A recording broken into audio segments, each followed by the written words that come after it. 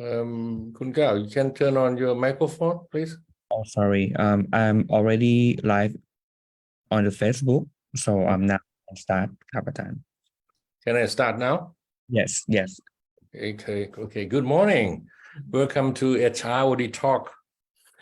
Today is the 146th HROD Talk that the School of Human Resource Development, ANIDA, has done so far. HROD Talk itself is an open forum for sharing and discussing ideas, concerns, challenges in area of human resource and organizational development.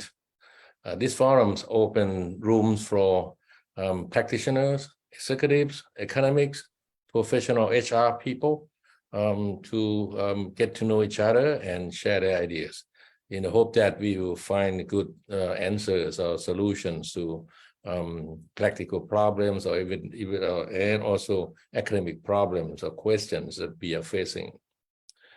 Let me introduce myself. I'm Chartchai in Chiangmai. I'm a professor at School of HRD ANIDA, and today I'm a moderator. So I hope that you will have a good time and enjoy listening and sharing ideas with us. I have with me today 5 Ph.D. candidates who will share their ongoing research with you. Let me briefly introduce each of them to you. Our first lady is Kun Waralak. Kun Waralak is a lecturer at Kasem Bandit University. She used to be with the aviation industry. The second person is from China. We have a friend, Ms. Qingxing Wang. She is the HR and administrative manager of Chinese MNC called Deep and Harmonicare IVF Center. The third person is Miss Pichayapa Holland Sutiwarawut. She's a marketing and admission manager at the University of Thai Chamber of Commerce. Now we have 2 gentlemen. The first is Mr. Shashawan Shayasat. He's a lecturer from Mae Fa Luang University in Chiang Rai. And the last one is Mr. Piyapong Siriwiriyanand. He's an assistant school manager and HR supervisor at Ruomridi International School. Kun Waralak will now working on something focusing on how to increase organizational performance. In fact, of our speakers today focus at the end of their thinking is how to increase or improve organizational performance. But Kun Waralak chooses to look at how to increase the performance by focusing on exploring the effects or cross-level effects of employee experience and work engagement on organizational performance. Which is quite interesting. In the other hand, Kun Qingxing Wang, she is now get quite interested in the effect of what we call organizational rumors on employee performance. Rumors is some kind of we call it a soft weapon. It can be positive, can have a positive effect or negative effect, but most of the time we tend to look at rumors as have a negative effect. Kun Pichayapa, she will focus on the roles of corporate universities in higher education.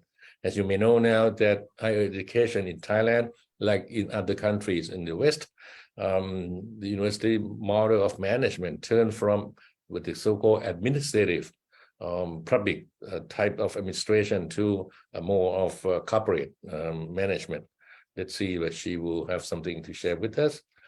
And Kun Shashawan will discuss about the effect of higher education, especially university, that has forced or have turned themselves into a more autonomous in the past decade. And the autonomous or the changing of management mode of university in Thailand, bring along with them the kind of more of job demands, more of kind of a burnout, and also affect the work-life balance. Let's see that Kun Chachawan will have something to share, to say what we shall move on, we shall get through this process. How do we do it? And the last one, Kun Piyapong, he focused on what we call intellectual intelligence, something involved with mindset, attitudes, and also the way of thinking. And he will focus on the what we call it, the workplace spirituality on the person and organization fit of the expatriate teachers in Thailand, which has in recent times have suffering from a trend of turnover, and Kun Piyapong have trying to look at, explore whether what we call intellectual intelligence will have any effect on this kind of phenomenon. Okay, before I, in due time, let me just start with the first, our presenter. I will ask each of them to spend about 20 minutes with you. We will start with Kun Wararak, followed by Kun Ching Ching, followed by Kun Pichiyapa, Kun Chachawan, and the last one is Kun Piyapong. So now we'll get started with Kun Wararak, please. Thank you so much, Dr. Chartchai. Thank you. Yeah, please go on.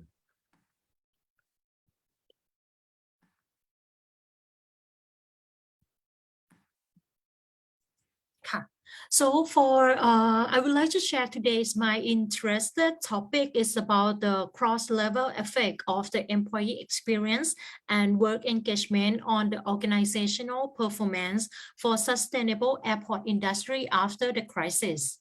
So as we all know that our world was affected by the coronavirus or the COVID-19 since the end of 2019, right? And also for aviation, especially the airport, also get affected from this pandemic also, which is about the job loss for the employees and also about the remaining, the one who can keep their job still in the feeling of the uncertain of the job security and also low morale while they are working during the situation, which is really affect and also relate to the organizational performance about the standard of the employee working at the airport. So also the survey during that time is revealed that about the pandemic is seriously affect about the performance efficiency of the organization. So during that time, the airport industry really need to take part in the encouraging and also supporting their employees to develop and then maintain the standard of their reputation and also the customer satisfaction to increase the performance effectiveness for the employee to continue to achieve their goal during that time. So after we passing this difficult time, as we all know already, now we aim for the future. So during this time, the airport needs to support and continue their aim. So as we are talking about the United Nations that they issued the Sustainable Development Goals in 2015. So after we passing this disruption, then the airport must continue this goal to achieve by the end of 2030 if possible. So this time it's come into my interest that how to how the airport support their employee and increase their or the strengthen their performance management on the strategy leading to the organizational performance. So once we are talking about the high performance organization, is about the being able to deal with the dynamic environment. And also when we are talking about organizational sustainability, is about the ability of the organization to maintain its business operation during the negative impact. So with this definition about the high performance organization and also the organizational sustainability, it's really lead to the airport that what they have been through to cope with the crisis. For example, like COVID-19 with the flexibility and adaptability, which show that they have a potential to achieve sustainable high performance organization after all. So for the gap that I'm looking into this research is about the importance of the it's about the importance to understand the contribution to develop the high performance airport, which will lead to the sustainable airport industry after the crisis. So as the little known about the cross-level mechanism under this context. So this study aimed to close the gap of the underlying mechanism in airport industry, especially in Thailand. So for the research objective, there are two of them. So the first one is about to study the cross-level relationship between the employee experience, work engagement, and organizational performance after the crisis. And the second one is about to examine the fact on which factors organizations should pay attention to in order to enhance their opportunity on the successful high performance organization transformation for the sustainable airport industry after the crisis. So after all, is divided into four research questions. So the first one is about how employee experience cross-level associate with the organizational performance, and how employee experience associate with the work engagement. And the third one, how does the work engagement cross-level associate with the organizational performance? And the last question, how does the work engagement cross-level mediate the relationship between employee experience and organizational performance?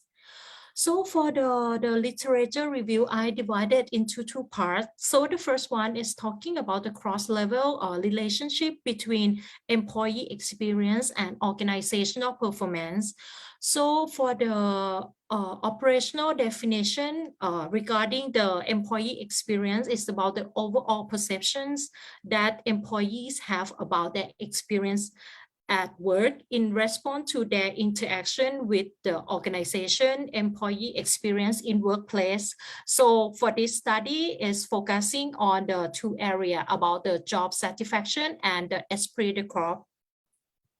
So for job satisfaction is about the effective experience at work and overall evaluation of work. So for the esprit de corps is about the team spirit that prevail in the organization. So regarding the organizational performance, it's about the practices in the continually enhance the organization's operation and maintain competitive in business for a long period of time. So which we are aim for the high performance organization, which is the pathway to the sustainable organization. So let's be talking about the high performance organization. So high performance organization is talking about the cross-functional and cross-organizational collaboration by including every employee in the same team and making the teamwork management to establish the shared responsibility, develop high performance, and achieve the organization goal.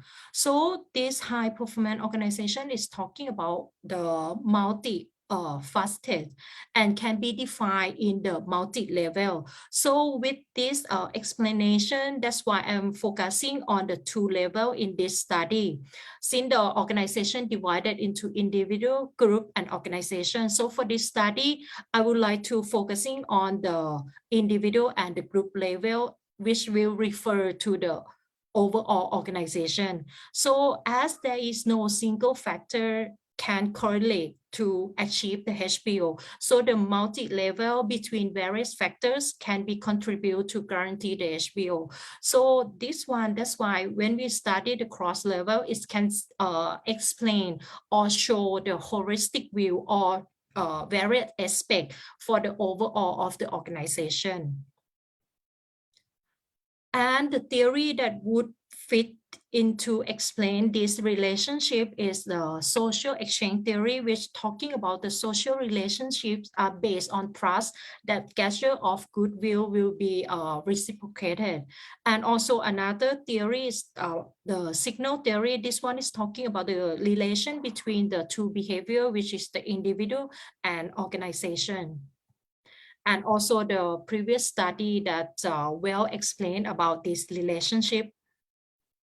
So for the second part in the literature review is about the cross-level mediating role of the work engagement. So for work engagement is about the high physical, cognitive, emotional concentration on work, which create involvement in work and enhance the work performance. So for the theory that would fit into this mechanism is the job demands resources theory. So this one is about the association of the job characteristic and personal resources predict work performance through the employee engagement. And also the previous study that can well explain this mechanism. So for the literature review, the hypothesis can be divided into 4 parts. So the first one is the employee experience is positively cost level associated with the organizational performance. The second one is the employee experience is positively associated with the work engagement. The third one is the work engagement is positively cross-level associated with the organizational performance. And the last hypothesis is the work engagement cross-level mediate the relationship between employee experience and organizational performance. So as per the literature review and the hypothesis, so the conceptual model is presented as follows, which divided into 2 parts, the employee level and the group level with 3 factors altogether with the mediation mechanism. So for the methodology for the participant part, so I would like to study 2 airports in Thailand with the non-probabilistic convenience sampling, giving the quota for each department in the airport. And also divided into 2 levels, which is the group and individual. So these 2 levels, which collecting from the multi-source data for manager and member could reduce the potential common method variance. So as per the cross-level concept, so the minimum of the 50 clusters are necessary for an unbiased estimation of the random effect in the multi-level modeling. So sample size between 30 to 50 cluster and at least 5 individuals for each cluster are recommended.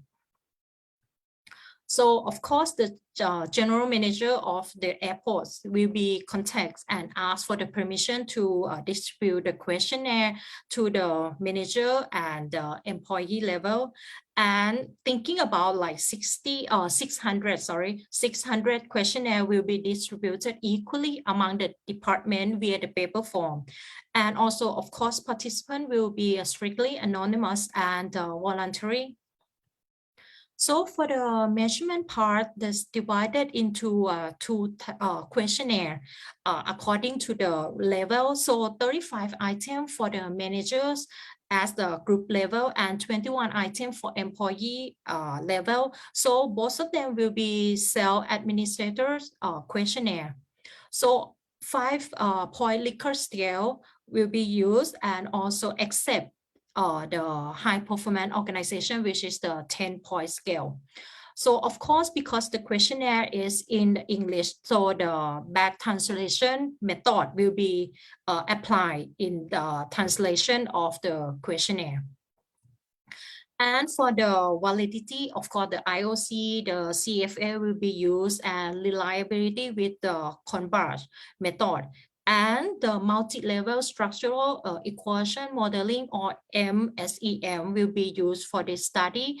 And as I applied mediation, so the indirect effect will be tested also.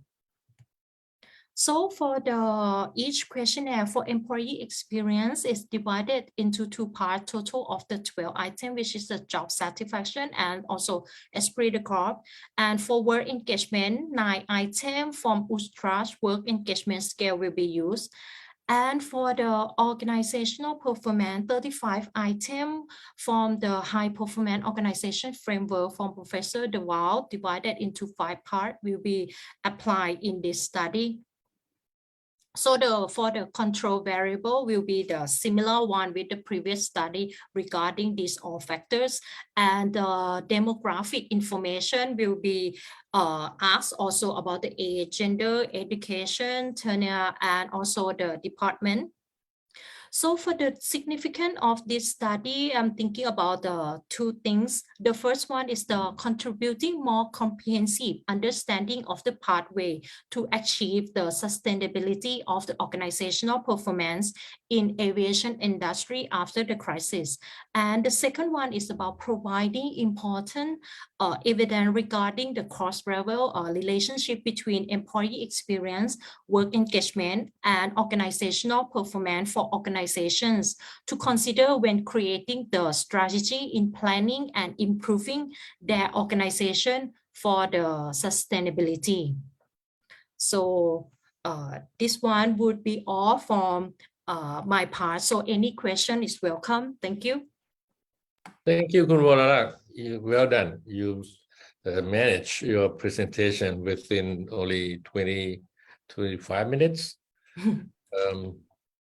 No, I'm sorry, not 25, 20 minutes. That's good. Now let's us hear from the floor, from our audience. We have some people in with us in today. Anyone like to share or like to ask some more questions? Because I think the framework that Khun Wararak presents to us, it's not quite a simple one though. It has as he just said, at least we have cross effect, right? Of 2 variables on higher performance. Let us hear from our audience, please. Anyone like to share with us or to ask question, please? We have a friend, our PhD student from Vietnam here as well. It's Tan Min. Yes. You hear us? Good morning, Professor. Again, and yeah, good morning, everyone, all PhD students. Let me briefly introduce myself. I'm a PhD student at NIDA as well.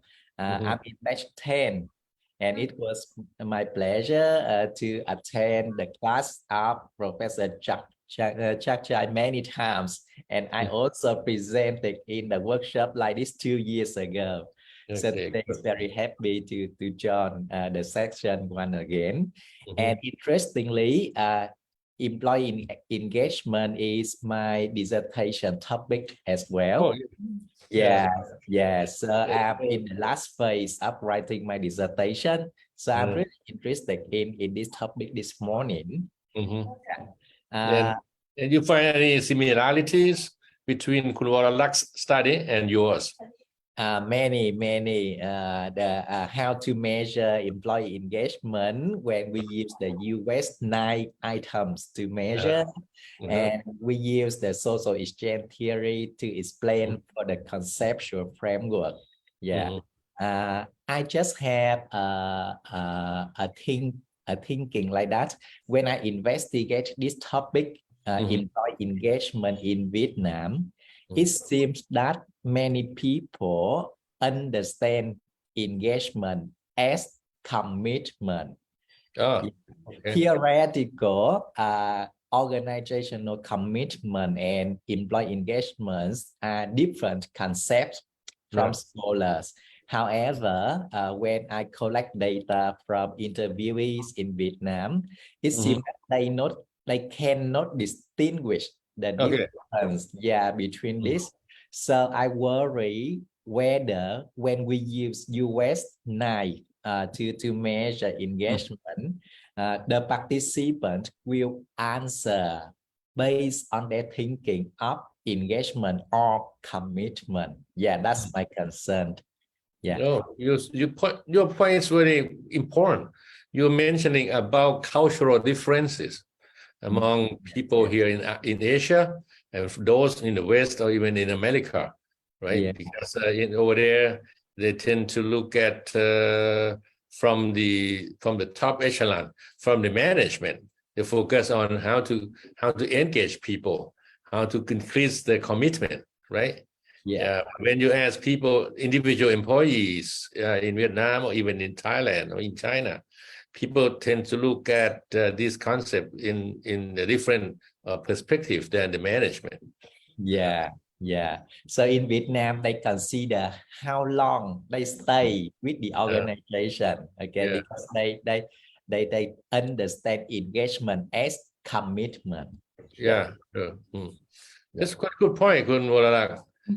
Because that's the outlook.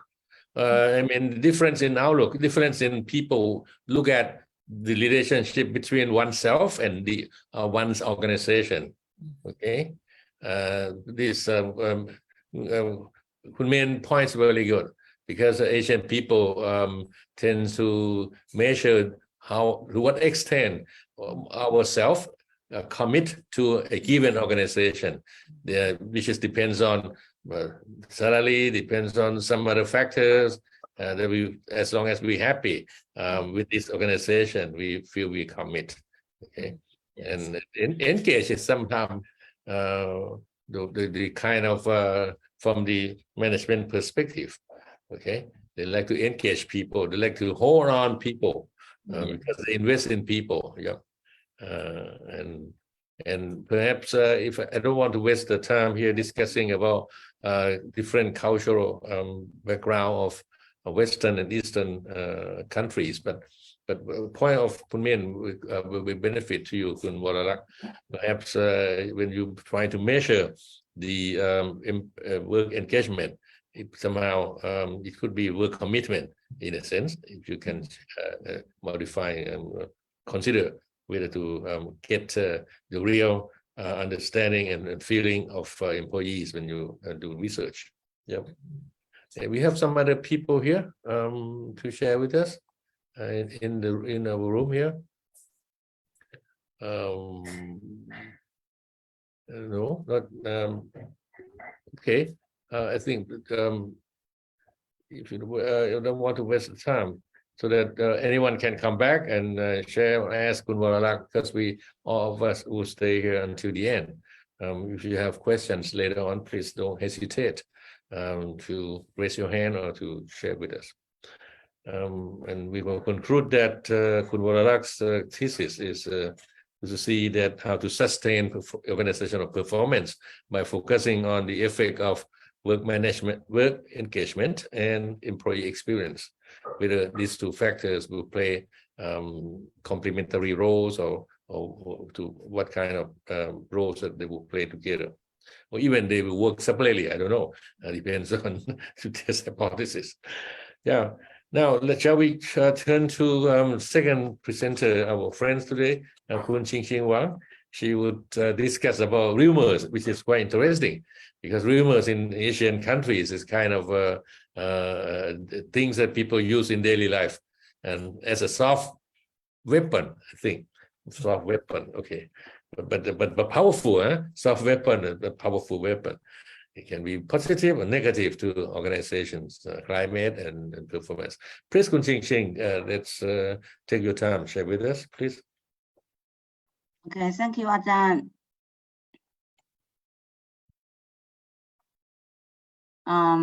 Thank you very much for this opportunity.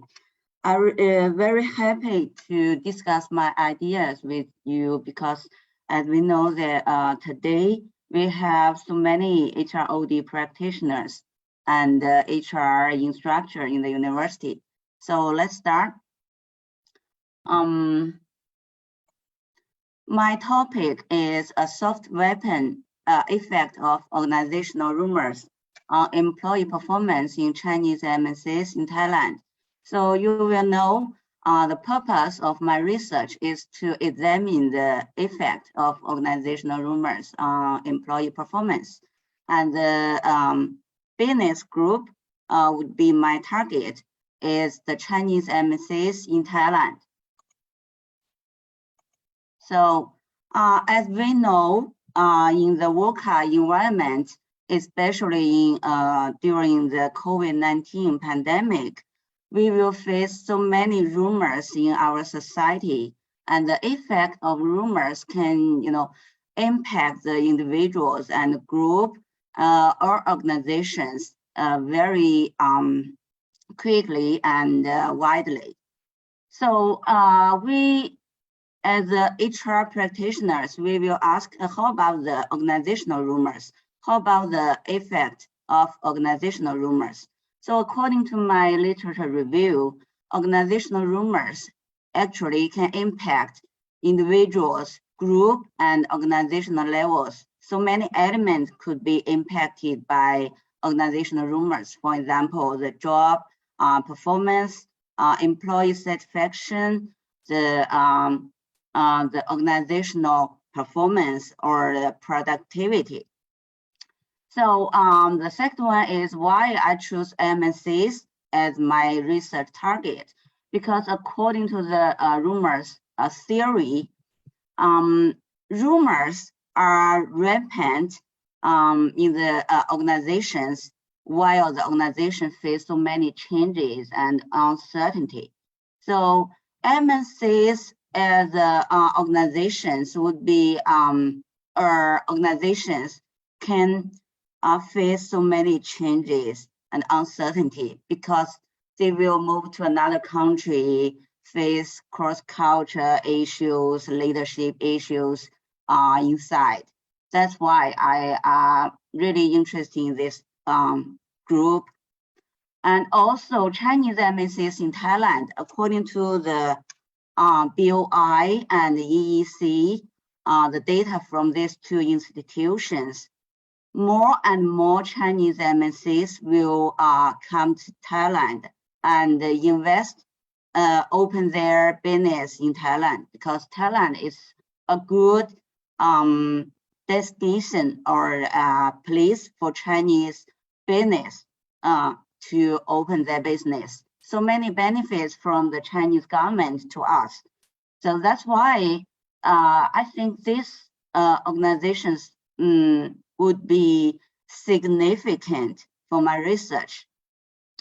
Then let's move to talk a little bit about the significance, because according to my literature review, there are so many studies they focus on to research organizational rumors, but still very few, which means this concept have not been fully explored or studied, especially the link between organizational rumors and employee performance. And also why very few research study, quantitative research focus on to examine this concept, because there are only two organizational rumors skills to examine this concept. So that would be a knowledge gap and people gap for my research. That's the significance of my research. Kun Sing Sing, sorry to interrupt. Could you please make the full screen of your presentation?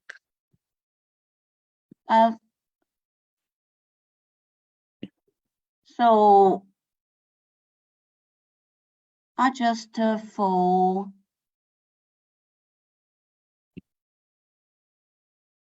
I think it's in the below of the presentations. let me see. Sorry. Mhm. On the right.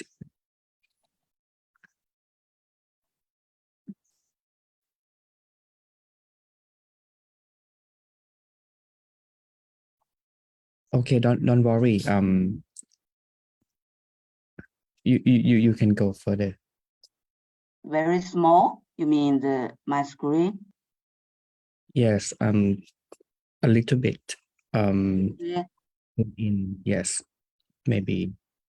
What happened? But this morning when we checked, Oh, okay, ครับ No, you can go now. So sorry to interrupt.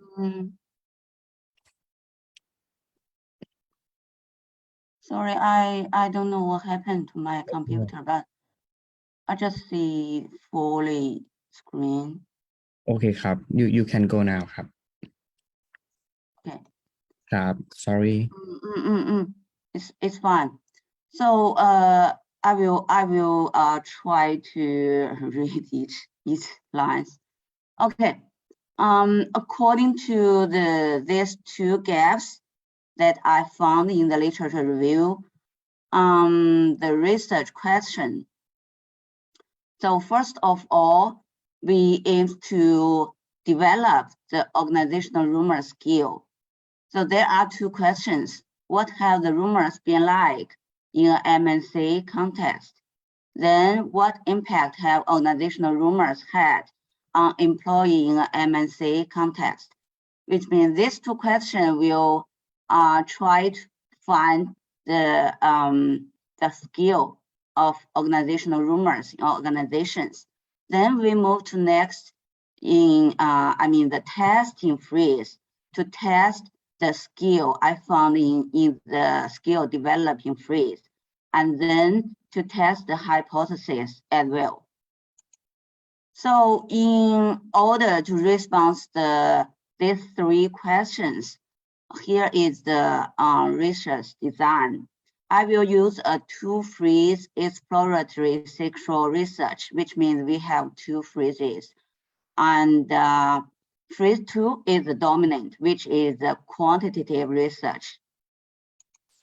Then here is the framework in the testing phase. We have independent variable, which is organizational rumors. Then we have the dependent variable, which is employee performance. Also, we have a mediator called employee cynicism and the moderator called perceived organizational support. So let's move to the literature review. First, we need to know the definition of rumors. Rumors is not quite new. Actually, in 1940s, the researcher began to explore these organizations. So you can see here is so many the rumors definitions. In my case, I will explore the third one, informal communication among people regardless of the truth of communication. So according to this rumors definition, I will come up with my own organizational rumors definition, which is the negative rumors which are related to organizations and circulated implicitly among employees in organizations. There are two types generally in the organizations. It can be divided into internal rumors, such as job security and personal change. Then the external rumors, such as organizational reputation and stock market. So let's talk the rumors theory, which is the foundation of my studies. There are two theories. The first one comes from the Buckner in 1965. These rumors called theory of rumor transmission. This theory stated that if the rumors became more or less accurate as they are passed on, it depends on the structure of the situation. Include two variables, the structure of group, which means the group is closed or public, or the environment in the topic, which means people in the society, the level of the interest for these rumors. Then in 1988, Rosno and his colleagues developed the rumors theory. This theory states that people in the workplace tend to transmit rumors while they are in an environment with uncertainty and anxiety. I think these rumors can implant the introduction part, which means why during the COVID pandemic, we can face so many rumors. So this theory have 4 factors: generalized uncertainty, personal anxiety, outcome relevant involvement, belief in the rumor. So let's talk a little bit about the rumors, organizational rumor studies so far. The main professionals include Rosno, Defonso, Bodia. These 3 people are the main practitioners to develop so many papers related to organizational rumors. According to literature review, in the research papers, organizational rumors could be independent variables, mediator, and moderator. And the related variables in this in the link between organizational rumors and other variables include job performance, job attitude, employee cynicism, employee engagement, and perceived organizational rumors. Those variables are employee levels. And then organizational levels include organizational commitment, organizational silence. The last one is the skill development. As I mentioned before, there are only 2 skills to examine organizational rumors. The first one is Dudley and Hans skill in 2018. This skill was development in Turkey in educational industry. The second one is called Perception of Organizational Rumor skill by Voga in 2019. This skill was developed in South America. So you can see the skill is quite new, just 3 or 4 years ago. Then here is the timeline of my research. The whole research freeze would be 1 year. This just the research freeze. I didn't include the literature review and the topic. So the whole research would be 1.5 years. So let's move to the method. Methodology in freeze 1. I will use the convent sampling with criteria, which means I will choose a big company and full-time employees. And then I will use the semi-structured questionnaires to collect the basic data from my interviewees and in-depth interviews. Then I will use the semantic analysis to analyze the data I get. So for the trustworthiness, I will use thick description, member chat, peer debriefing, and the research diary. Then regarding the items I got from this freeze, I will use face validity and content validity to test the validity of the items. Then let's move to the methodology in freeze 2. Pilot study would be a better freeze for me to check if the skills I got in the first freeze is valid and reliable. Then this would be a good choice to check the feasibility of my study. Then for the study sampling, A and G companies in Thailand would be 2 organizations to do my research. A is the e-commerce organization in Thailand. This organization have more than 500 employees in Thailand. Another one, G, is manufacturing industry in Thailand, have more than 3,000 employees in Thailand. So 400 questionnaires we will distribute to these two organizations. Collect data. I will use the questionnaires. A point that I mentioned in my slide, I prefer the on-site. So if possible, I will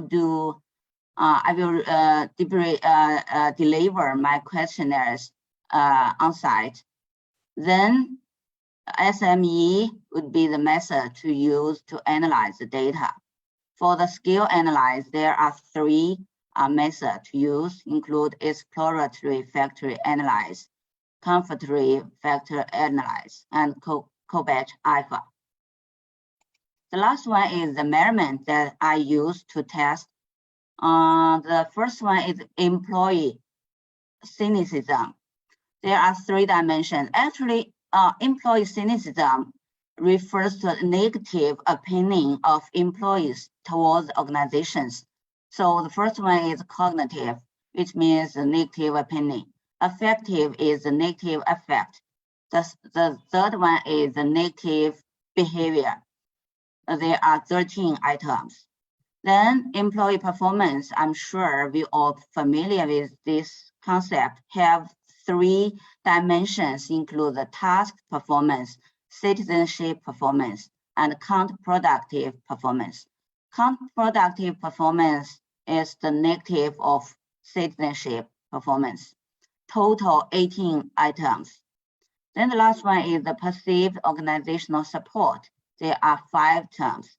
This concept comes from the perceived organizational theories, which means employees really care about how the organizations evaluate their contribution to the organizations. So in total, no more than 50 items in the questionnaires. Last one is the implication part. For my research, first of all, we will develop the organizational rumor skills. So future research will employ this skill to explore the link between organizational rumors and other variables. Then my research would provide a link between organizational rumors and employee performance on a very specific context, which is the MNCs in Thailand. Then for the practical one, I'm confident that HR practitioners will face so many rumors in our organizations. So our practitioners can adopt my findings of this research to reduce the negative effect of organizational rumors. Also, sometimes we can employ the finding of my research, which means we will know the effect of organizational rumors. So we can adopt some rumors in our organizations. I mean, to pursue the positive effect of rumors. So that's all my shared today. Thank you very much. If you have any comments and questions, please let me know. Thank you.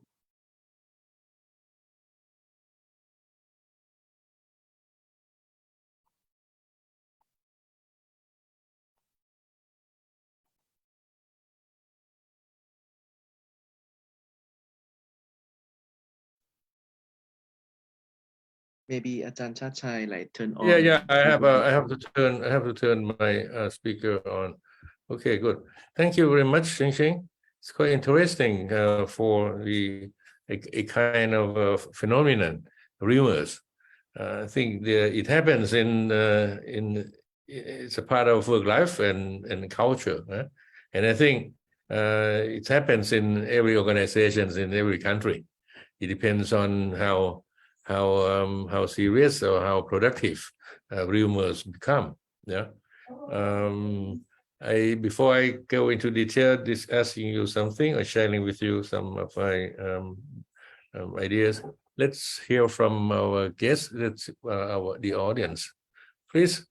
I think everyone used to hear rumors, or perhaps we are the one that originate rumors itself. Okay. Anyone, please, anyone like to share? Please go ahead. You're welcome. Min, can I come back to you again? We have a Khun Noparat, please. Khun Noparat. Yes, good morning, Chartchai and everyone. Can you hear me well? Yes, we hear you very well.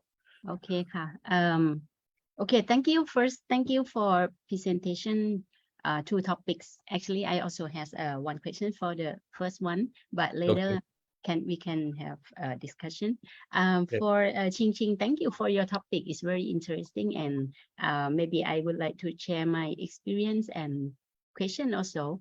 The question is related to any consideration about the sampling, the company, any consideration about the business status of the company. I mean, the sampling that you will maybe interview or testing. Like example, the business status of this company may be in like mutual status, cash cow products, or still growing up like startup, or turning down. So I think this level of or status of the business may related in some angles to degree of rumor. From my experience about M&A organization. So during that time, rumor very high impact to employees, motivation or everything. And management also use the rumor as a tools, like communication tools. Yes. To kind of like to make it faster, to stimulate or kind of like test the consideration about the policy of many things about M&A. This just example of a situation of company. So would like to hear your opinion about consideration about this kind of business angle to your study. Thank you. Thank you, Khun Noparat. Khun Ching, please. Thank you, really, thank you very much, because you know, I'm really happy to hear your opinions.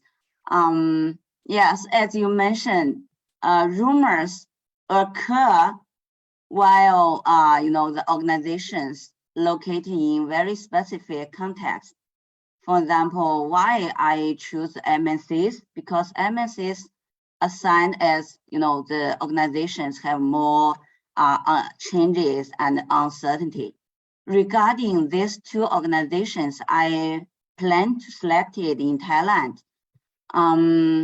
They just came to Thailand in 2019, which means they just, you know, growing in Thailand. And also, you know, I agree with your opinions, but I really want to discuss with you another point, because when I choose MNCs, I think about other organizations, because as I know, you know, even some organizations in a stable context or rumors is possible to, you know, to occur.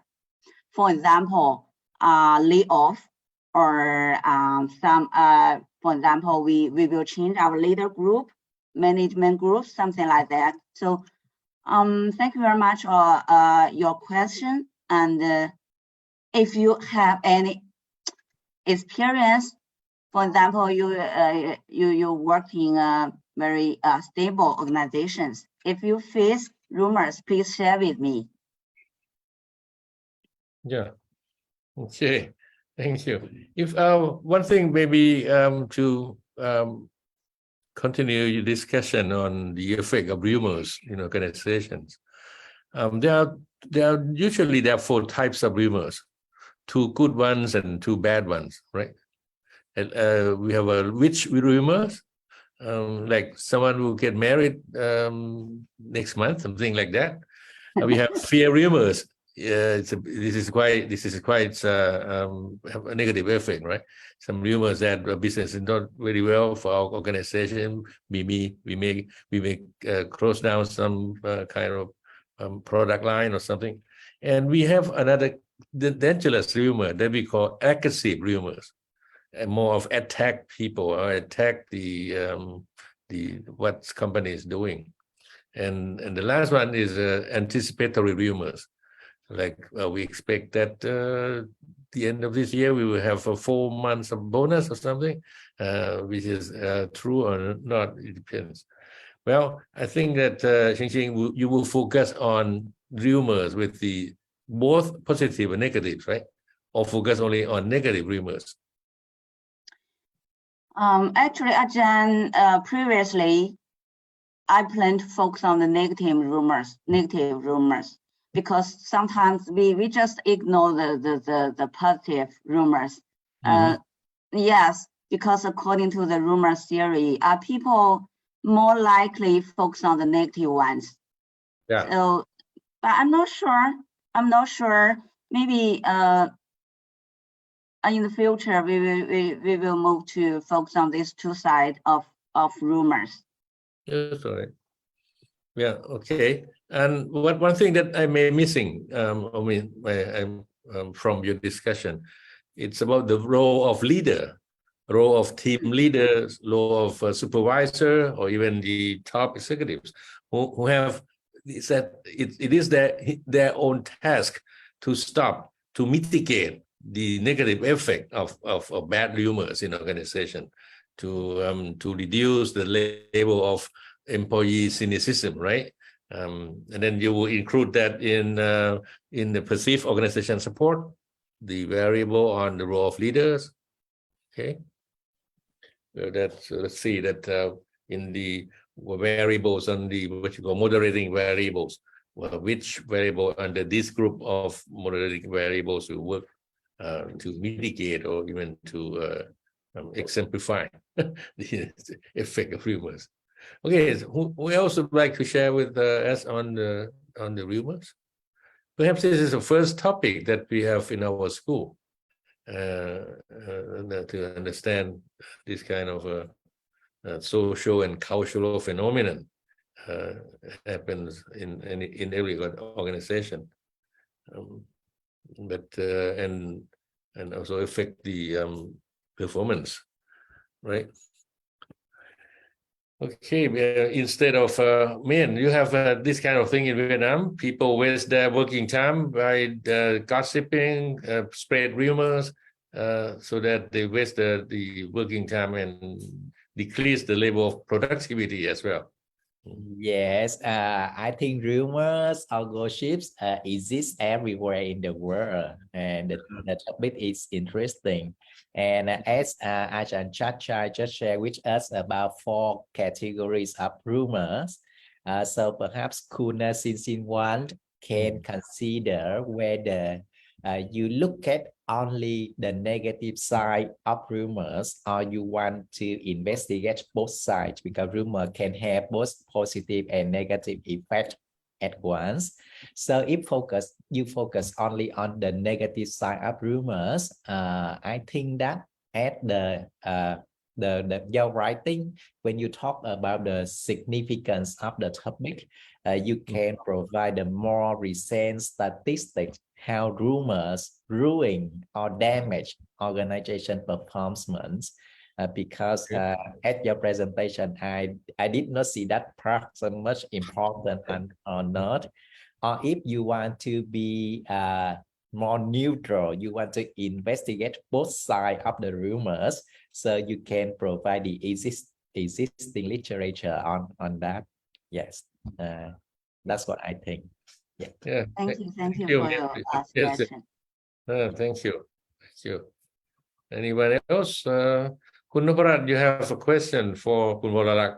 Would like to pop it up now before you forget, or you like to wait until the end of session? Any is fine ค่ะอาจารย์ depends on how to make the presentation flow smoothly. Okay, we'll come back to you later, when we Thank finish you. the last person. Now let's turn to another lady. We have Kun Pichayapa here. She will talk about the corporate culture, though, corporate management in the Thai universities and higher education.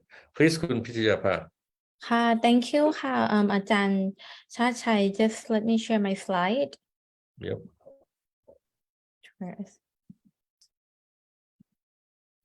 Hi, can you see my screen? Yes, we do. Yes, just a moment, please. Oops, I'm just trying to make it bigger. Hi, good morning, everyone. Yes. So actually, it's a little bit different compared to my other classmates because recently, like Ajahn Chartchai mentioned, that I changed my topic. So I want to focus on the education, and then I came across the corporate universities. So I'm in the process of doing the literature reviews and maybe the measurement later on. But this is something that I find really interesting, and I would love to share with all of you. So it's on the roles of corporate universities in higher education. So the next one is that so the problem is that, university is a place of teaching knowledge, and we have a question whether we have higher education is known as the traditional universities, and then later on, some organizations, they have the corporate universities. So people are beginning to wonder, can the traditional universities be replaced? And the universities, it gives the people knowledge, but then we are not really sure whether the corporate can replace the traditional. And most importantly is that another problem that people are now concerned is that the artificial intelligence, the AI, will it be able to come and replace the teaching position, and what will the people do? And another problem is that nowadays, in some countries, some people, they cannot afford to go to the universities to get education, so they will look for another alternative, which is the training courses or training certificate instead, and then get the job, and maybe later on we'll go back to the university. So what is the corporate university? So basically, the corporate university is an institution serving the key roles of developing organizations and to improve the employees' abilities. And moreover, the corporate universities, they develop the organization cultures in order to meet the performance and goal, and they must have a clear vision and mission. On the other hand, traditional university is most of us that we've been through, when we study our bachelor, master's, and now Ph.D., is either a semester course or a block course, and it is a fixed schedule. And students have to enroll, and whether if you are quick enough, you get the course. If not, then you will have to find another alternative course. So the table here is the difference. So I just want to share with you the history a little bit of the two. So the traditional university is originated from the scholar community, and when we compare with the corporate university is from the organization, and is to implement a good community and culture. And what's the goal of it? Of the traditional university is to provide higher education, to provide knowledge to the public, and the corporate is to build awareness and for the employees and to expand their existing knowledge. And what is the outcome of the traditional university is for the degree qualification, like the diploma or the certification at the end after you have completed it. And the corporate university the goal is to like build awareness and what they can achieve and to improve their values and ethics. And the traditional university is for, who is it for? It's basically anyone who is qualified. And the corporate university is for everyone in that organization. And the traditional university majority is owned by the state, but the corporate university is mainly owned by that organization. And another one that is important that sometimes people get confused with is like, apart from the corporate university, that is one, and then we have the traditional university, and then we also have a training center. Sometimes people get confused whether the training center is the same as the corporate university. Actually, at first I thought it's the same, but then when I did further research, it's not the same.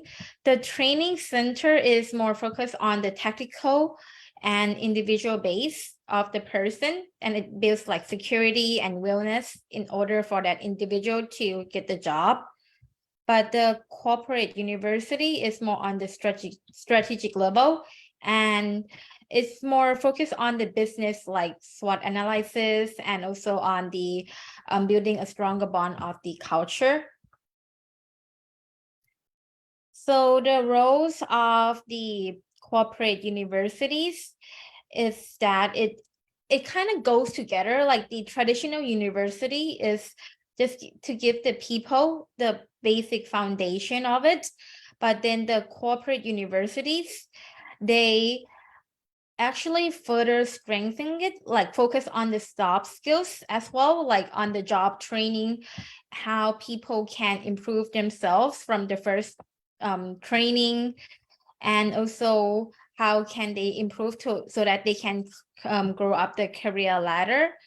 And it is also to retrain employees and to promote the key or outstanding employees from leaving that their organization to other maybe rivals or competitors. And it's more the corporate universities helps like the people employee get a real life experience, whereas the traditional give us the knowledge, but then it doesn't really give us the real life experience until you're in that area. And the corporate universities is to support the change in the organization, the direction. And as I mentioned earlier, it is to have a stronger bond of the cultural loyalty and a strong sense of belonging. So the way that some organization that is interested in creating a corporate university, first is that the executive team need to know how learning supports the organization, what technique. The second step is that identify how aligned training activities with the organization's goal match. And then third is to create a corporate university name, of course.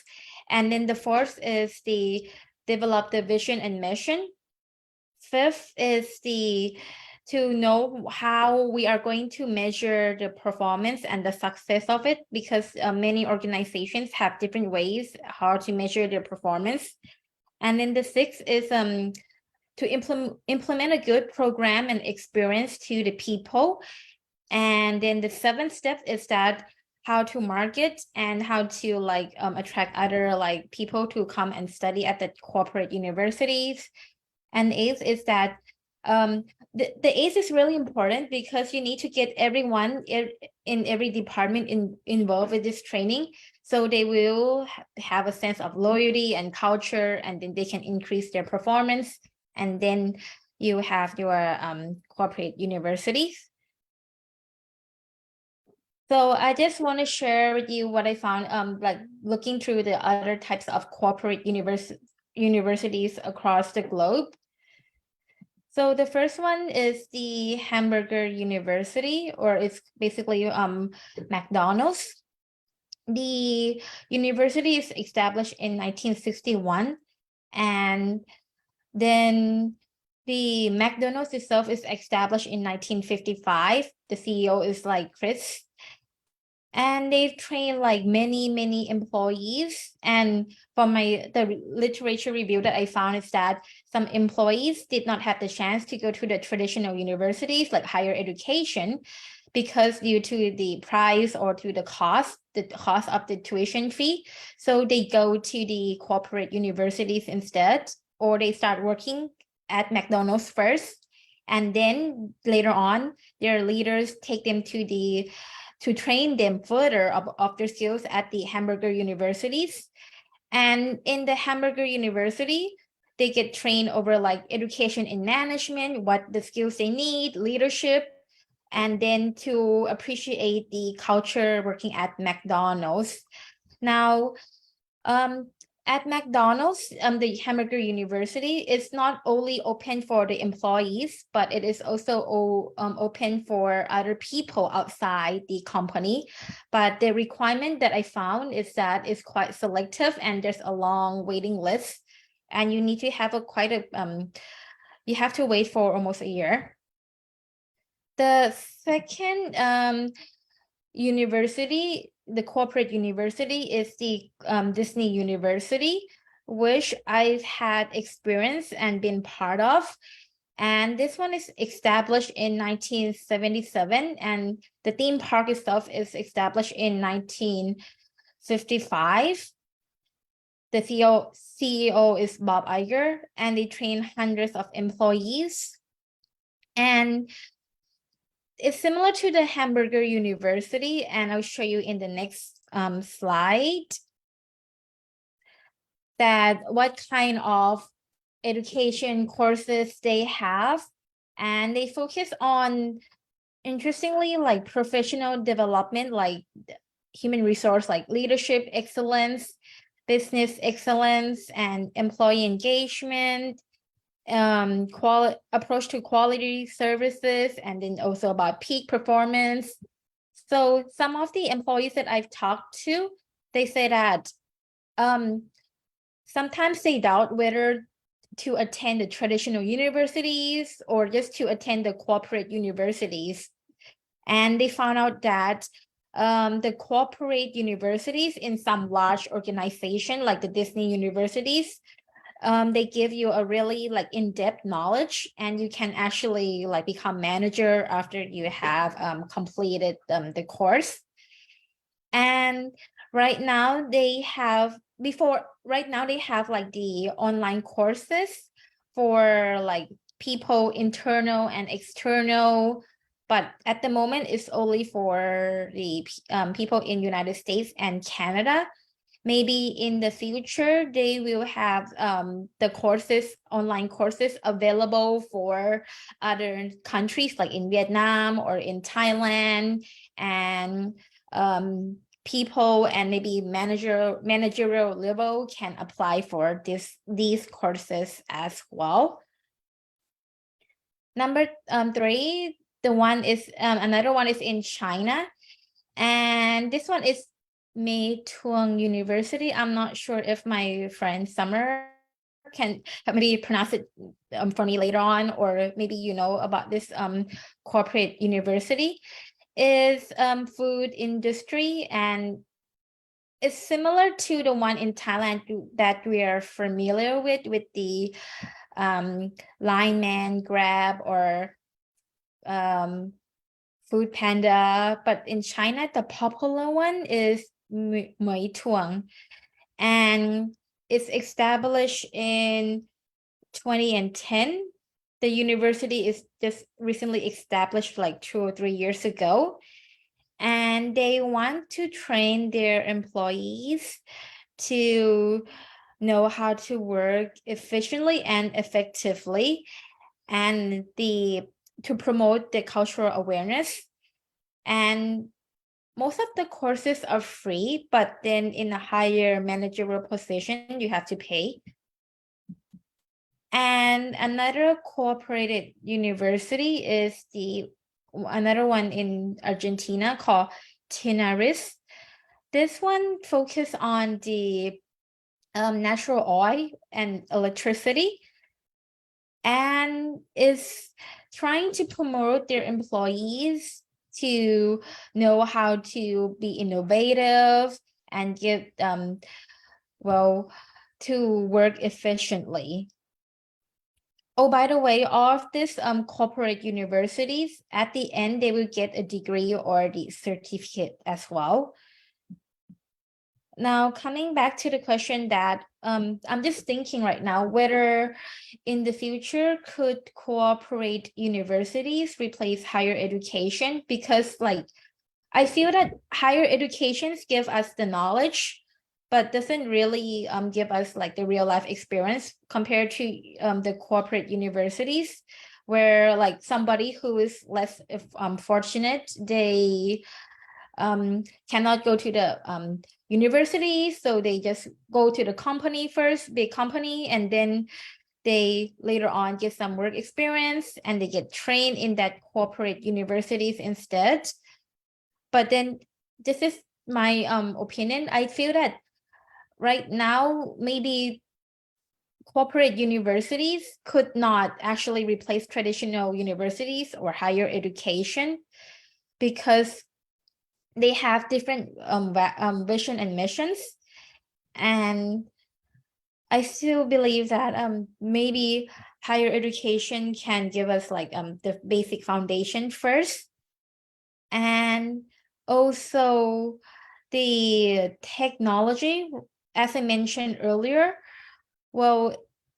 AI can come into, it's increasing rapidly, but still people as human, we rely on social interaction. So I feel that the jobs in teaching jobs is not going to be replaced by IT anytime soon yet. And that is all for my presentation. Thank you.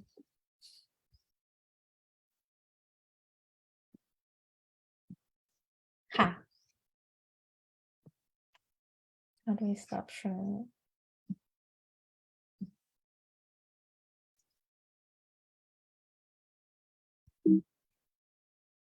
อาจารย์ครับ I think you didn't open your microphone. I'm sorry. Thank you, Kun Pichayapa. Let me say it again. And this is quite interesting and topic.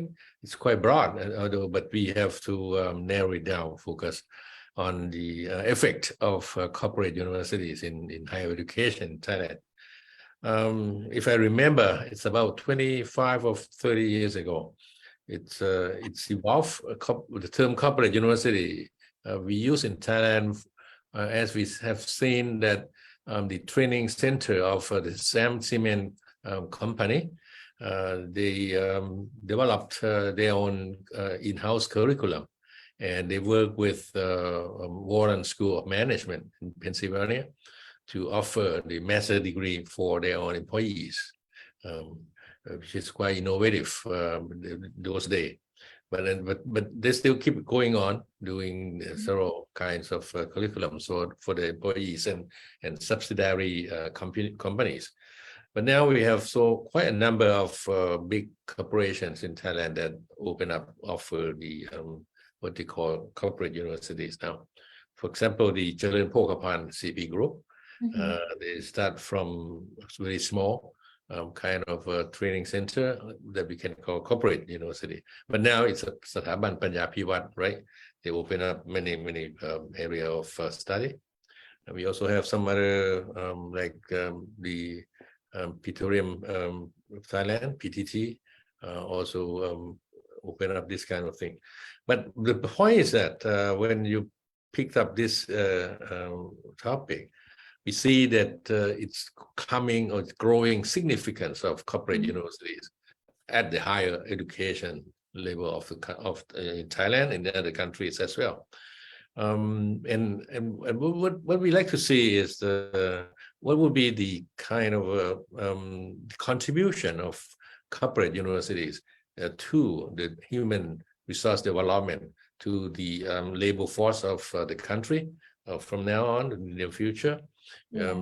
Because corporate universities, they focus on some particular areas, though, skills or expertise that they needs in doing business, and they have done it in a more flexible way, more cost center, unlike ordinary universities, which involve many field studies, and even though they have suffering from financial shortage, but they themselves are not in a position of maximize profit from offering education to students. So I think it would be kind of appropriate study is to show which area or what types of skills that corporate universities will add on to the economic growth of the country in next 5 or 10 years, and trying to get up a kind of a challenging question: why ordinary or public universities in Thailand can it become some sort of corporate university itself? Yes. Even universities, I mean, there's no any prohibition that universities, a public university, cannot evolve in business. When some other, there are quite a number of universities now that they spin off their activities, or they co-invest with business people, businesses, organizations, and by launching their own research, technological research, so that they can make money. It could be a new trend, though. But as we focus on HRD, HR, and OD, please trying to focus on this area to see that what we learn from corporate universities, and that can be applicable to the public universities, or can change the shape or the direction of higher education in Thailand in the next 5 or 10 years. Okay. Yes, Ajahn, actually, I'm in the process of doing this, and as you know that I changed my topic a little bit, but I still want to keep the generations, because like we mentioned that nowadays, like the education and learning for people is rapidly changing, right? And it's like we have now Gen Y, Gen Z, and in the next like almost like 5 to 10 years, we will have the Alpha generation joining, right? So I just noticed that also with the COVID pandemic, the trend of learning is changing, and some are deciding to work first, and then later on, and then at the workplace they have their own like corporate university instead of going to the traditional university. So I'm just like gonna also include a generation inside my study as well.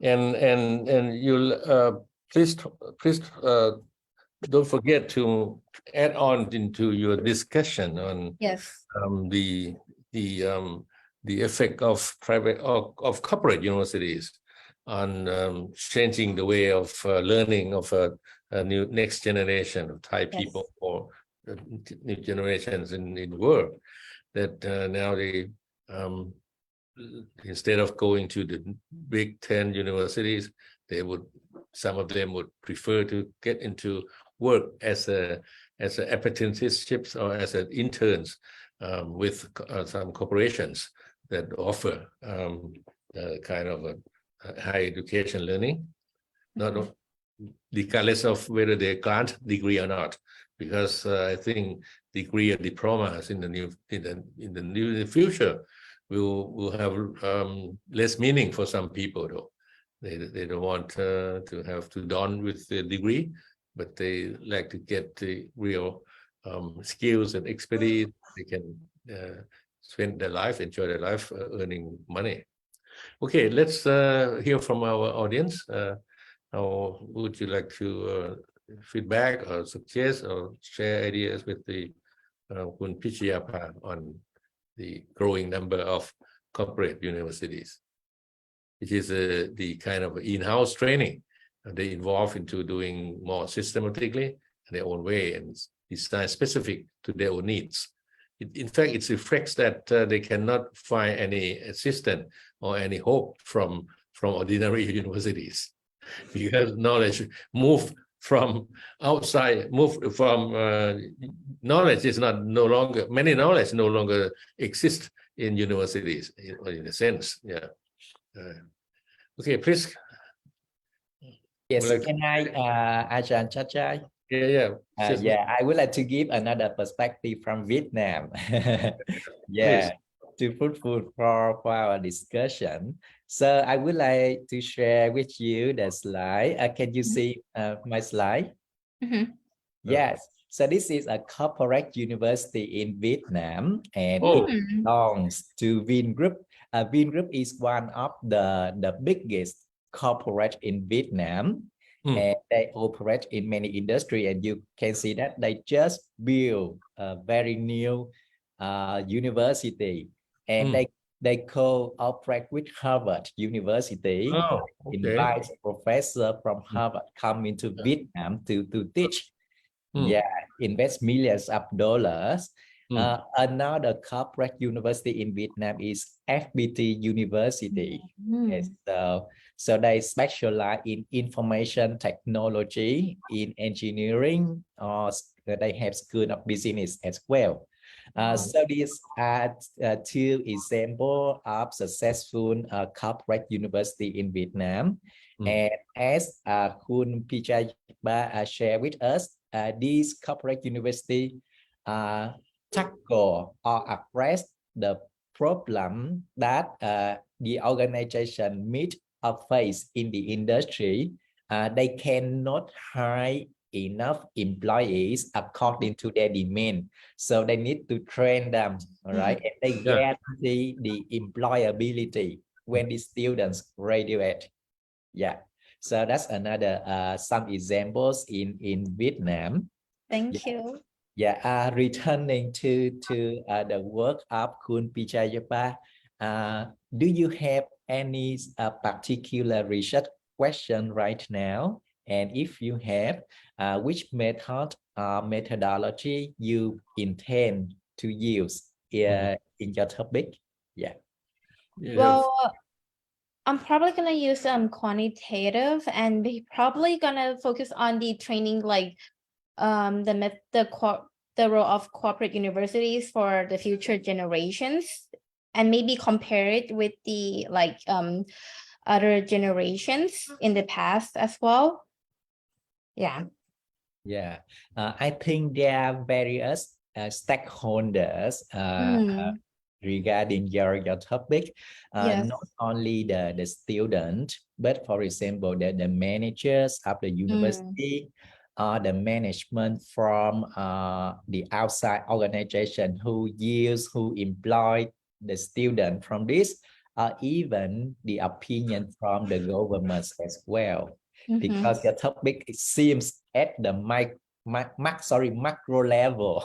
Yes, it's macro is really big. Yeah, not only for a specific industry. Yeah. So there may be various involved stakeholders. Yeah. Okay. Anyone else? Khun Noparat have a question? No, actually, it's the same question with okay. I think I thank you for your sharing of the examples and the definition, everything. I think it's good to know that. And yeah, I still think it's quite broad. And if we can more focus on what you want to know, I mean, more sharpen your scope. Yes, right. So you have I heard many factors that you concern, like education system, like generations and futures. I mean, platform of learning. So I think if you want to study the role of corporate university, maybe you focus on the dimension that you really inspire with it. It will more clear on how you want to know. Yes, because right now I'm in the process of doing the literature review, and there's so many aspects that is really interesting. And like Kunop mentioned, that I think I will narrow it down to focus on one. Yeah, because otherwise it's too big. Yeah, it will make you graduate, Yeah. I would say. Kun Pichiyapha, I think your study is quite important as a new trend for human resource development in Thailand. You may consider to look at this kind of thing from the perspective of companies, of the corporations that open up their own universities inside. That we know that the reason why they open up their own school, their own learning places, but the effect of having their own, they have to invest money as well. They have to pay enough, like the example of CP or Siam Cement, or even the group in two groups in Vietnam, right? And that in this perspective, can we you should try to compare or get into insight that the reason why they create their own university in their own companies, because they want to build their own knowledge. Okay, the knowledge that are more practical, are more useful to answer their business questions, to be competitive. Okay, and that would change perspective from the old days that the university served this purpose, but now the university is kind of a fatigue or whatever reason that they cannot give the answer for these companies, so they have to do it by themselves. And this could be a new trend, especially the advancement of technologies. If you look at this perspective, we can make your research a kind of a new path of higher education for human resource development, both in the general, in the macro level, and also within micro level as well. Yes. And some universities, some companies, they even extend down to offer a high school education for their future employees, because they have their own particular technologies. They cannot wait until some students finish high school. They recruit those who from middle grades and then stay with them. They even open up their own high schools. This is something that quite interesting phenomenon. We will, if you focus on this area and then look at this phenomenon as a new emerging trend of higher education that happens in big companies, high-tech companies, then your study should be a good contribution. Thank you, Ajan. Okay, good. Hang in there. Give some more thoughts into it. Now let's we have 4 ladies already. Oh no, 3 ladies already. Now we turn to our gentlemen. Kun Chachawan, as we promised you, please share with us. Kun Chachawan will look at the university as well. And okay, can you see my screen? Yes, we do now. Few minutes. Okay, my topic is very broad too, but I focus on the micro level, like employee level, right? And so so the topic is my interest revolve around the autonomous university and the effects of the job demands and burnout and the work-out balance, or even like the well-being, for the university personnel in the public autonomous types of university.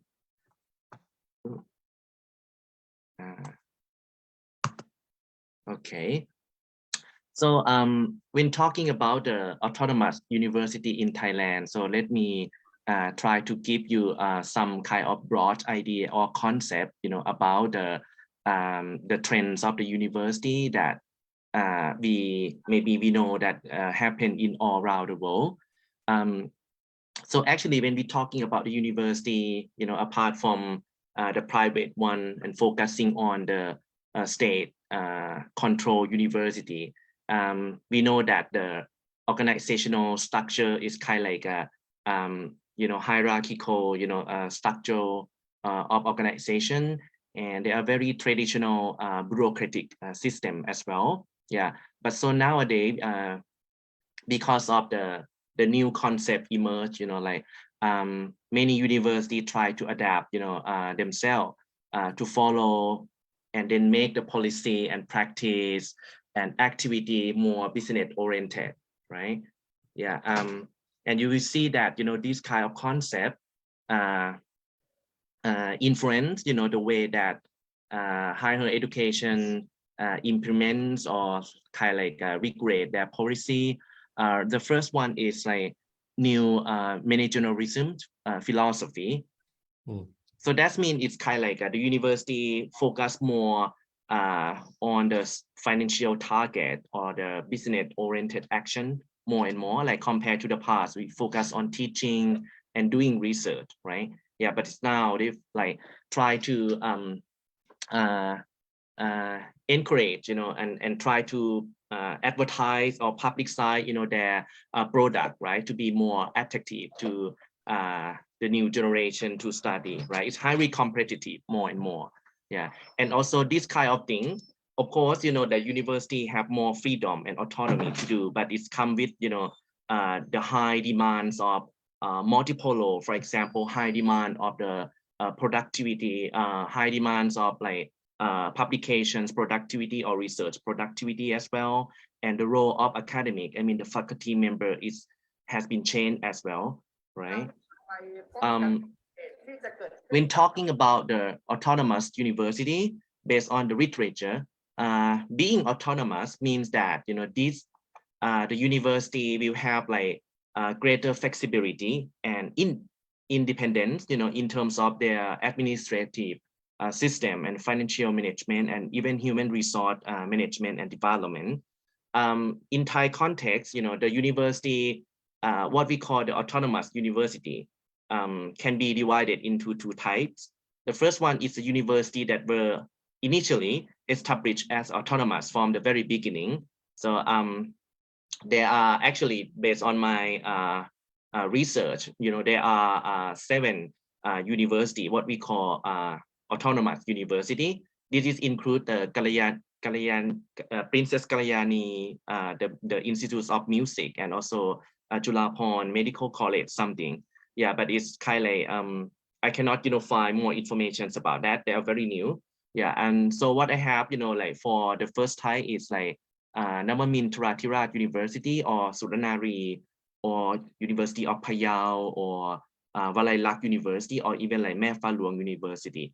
And the second type of the autonomous U, those public university like very traditional, and then the state control university that transfer from the state control to the autonomous status, right? Like Mahidol or Jula or Chiangmai, Khon-Kaen, as we know, like the university that located in the major city in different region, or even in Bangkok. Yeah. When it's talking about the autonomous, being autonomous, the university will receive, the budget from the government, but it's not the full budget. And also, but the university can have more autonomy, right? And more independence, like to increase the tuition fee, for example, or even like try to increase the revenues, right? And gain or maximize, the benefits by open lots of program, and it's like they use the program as a product right now, right? It's kind of like it's relevant to the concept of the business, management principle as well. So what we call the managerial reform require academic, the faculty member, to deal with more paperwork, for example, like in terms of the quality assurance, try to get the accreditation from the overseas country and increase the reputation of the university, because it's highly competitive, right? So they have to try as much as they can, and to stand in the international state, right? To looking for more collaborations, more and more, and increase the teaching loads as well. And their responsibility and duties are more diverse, right? What we call more entrepreneurial activity. and community services, right? To balance the satisfactions of both university administrator and also the stakeholder, like the external stakeholder. They might be able to contact, build the relationship with the organization that can provide the external funding as well. Yeah, it is similar to Kun Pichiyapa about corporates, right? Like link the curriculum development and then find the press, for the student to do practicums or training program like with the company or any other organization outside the campus. When talking about that, I focus on the employee level. We know that the increased workload and has a negative effect on academic work-life balance and the psychological well-being as well, or even like the burnout. That is kind of like many variable that I talk about. Yeah, but it's in the process of like kind of like a narrow down. Yeah. When talking about the relationships between job demands and burnout, so we know that it's a job demand and job resource is come from the scholar. We know like it's job demand and resource theory, right? Yeah, Baker and Demaruti. Yeah, when focused on the job demands, it's something quite like negative, right? Outcome, for example, dissatisfaction of the job, or even like unsupport from peer or colleague, right? Or even like the overcommitment, or even teaching overloaded. Yeah, it can influence, like how the university personnel kind of like perceive, their own well-being and work-life balance, or even the degree of the burnout as well. Yeah. Yeah, and when talking about job demand and job resource, you can see that job demand is something negative factor, like long working hours, workload, and high levels of over commitment. It can be a part of job demand. And job resource, like something good, right? Autonomy, feedback, reward, and job security, or even like the peer support, like or co-worker, right? And the supervisor support, or even task significant. Yeah. And when talking about the burnout, based on the definition given by the World Health Organization 2019, burnout is defined as a syndromes conceptualized as resulting from chronic workplace stress that has not been successfully managed, and then can be categorized into 3 parts, right? The first one is feeling of energy depletion or exhaustion.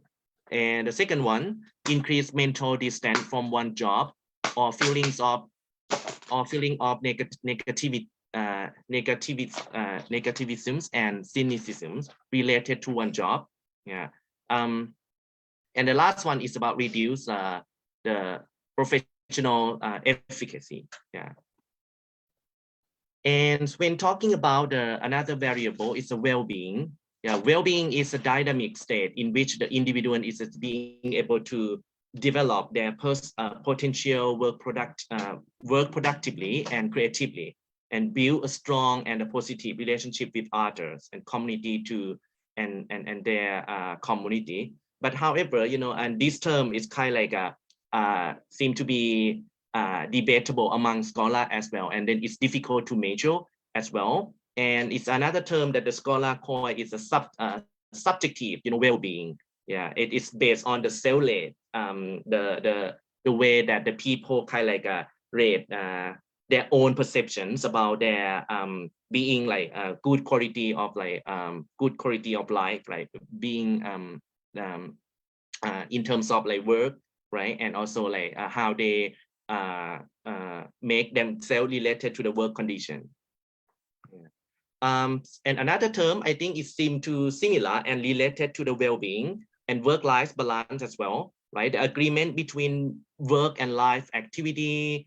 Yeah, and so what I have here is based on the scholar in this variable, this field, like work-life balance is now widely accepted as a tool for improving quality of life and developing satisfactions and the well-being of individual and agency as well. And also like when talking about the benefit of the work-life balance, it can help like to increase the job, something related to job and life satisfaction, increase productivity, and higher education, organizational commitment.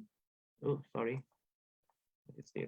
And also like something relevant to the higher career development as well. Yeah. And when talking about, you know, the relationships among burnout and well-being and the work-life balance, you know, for example, based on this scholar, the effect of, you know, the job demand, for example, or lack of resource, right, or on the faculty burnout, but can influence, you know, to the work performance and the commitment as well. For example, reduce work activity or even like turnover intention is seem to be decreased as well, right? Or even like affect the psychological and the physical well-being, right? The condition. So for my objective, you know, it's kind of like a broad objective, you know, as I mentioned that I in the process of kind of like a narrow and then try to find the scope, right, of this study. My objectives can be divided into 4 parts. The first one is to understand how Thai public university employee construct and identify their work-life balance. You know, as we know that work-life balance concept and the measure to, I mean, the instrument to measure the work-life balance, it seems to be debatable, right? Yeah, it is kind like, I think it might be a good idea that I want to kind of like a survey, right, to observe, you know, the perceptions of the university employee, you know, and how they have like 2 words about the concept of work-life balance. The second one, to analyze, you know, how participants conceptualize and experience the relationships between job demands and burnout and even work-life balance, right? And the third one, to identify whether job demand, right, constrain or facilitate, you know, work-life balance, and if so, and how, right? And even like compare and contrast, you know, the experiences across, you know, 5 initially established autonomous university setting. For the research methodology that I plan, that come up into my mind right now, I will use the qualitative, you know, research design, and I will adopt, you know, what we call interpretive phenomenological analysis, right? It's as a tool to explore, right, and to survey, explore the insight and the lived experience of the participants, you know, about the variable that I mentioned about job demands, about burnout, well-being, and work-life balance. Yeah, and the method used is, of course, an in-depth semi-structured interview will be used. Yeah, this one is kind of like the numbers of both academic staff and the support staff that I can get, you know, from the official website. I mean, like from the personnel division, the human resource divisions of each university is information that, you know, available, yeah, publicly, you know, for each university website. I go there and then I try to get this kind of number that they show, you know, to the public. But now in the process, you know, when I gonna try to develop, you know, and the proposal, and then whether I will kind of focus on academic staff or support staff, right? But of course, you know, these 2 types of staff must be the permanent staff, right? It's not temporary or the guest, you know, or visiting scholar that just come in a short period of time, but it's, you know, all the participant must be the permanent one. Yeah. And from these 5 autonomous university, yeah, and it is just kind of like my tentative plan, you know, what I kind of like in the process of doing research, you know, and read more about the previous study. Yeah, thank you very much. And then so your suggestions and welcome. Suggestions, comments, welcome. Thank you, Chartchai. This is quite another contemporary phenomenon, especially for university lecturers and also employees as well. But I think you focus on lecturers, right? If I'm not wrong, because of the change the culture of work from bureaucratic culture to more of corporate culture. So the They used to be kind of easygoing atmosphere. Now you have to deliver results. You have to work harder. You have to concern of the cost of giving education, which is something that very far away or very unusual for university lecturers who focus their own energies on understand knowledge or research, view knowledge. They don't quite give much care or concern on the financial side of running university, and they want more autonomy in the sense that they can do whatever they like to do. They manage their own time. But now the university have changed to a more managed university. What I'm saying is that in the old days we cannot manage it at all. We just administrator. It means that we have independent professors, but now you cannot do that anymore. So more job demands and anxiety and also pressures for the research and to promote themselves make them somehow, I think, not many of them feel uneasy, feel stressful, and feel tired. They just burn out, and also they have to rearrange their own time schedule. They have to manage their own time, their own personal life, and their own academic life, so that to get a good work-life balance. Well, Chartchai, you follow on this type, and I think you will kind of make your research in a kind of a survey of their own thinking, their own attitudes of the respondents. According to your question, I think it's not difficult to get the answers. Okay, but the answer would be both sides. I guess some would be said, fine, I feel myself more productive under the new culture. But some may say that, well, I don't like the way that it's going on. I like to get back to where I was before. And then whatever the reason, whatever the result, whatever the answers, the question is from the perspective of management, how can we kind of get back to the Kun Waralak, Kun Pishyapa again? You know, how do we engage them? How do we engage good people stay with us? How we can support them to be more productive? And these are concerns from the management.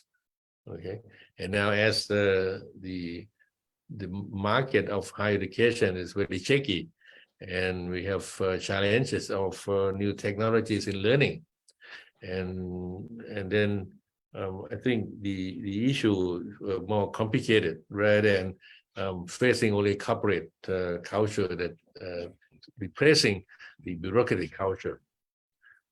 Now, how university adjust themselves to survive. I'm saying this because in the near future we will see some private university, even public universities, have to shut down some faculties or some centers because cannot afford financially and cannot afford in terms of academically as well, because less competitive to others who do better. So don't forget to make broader implications on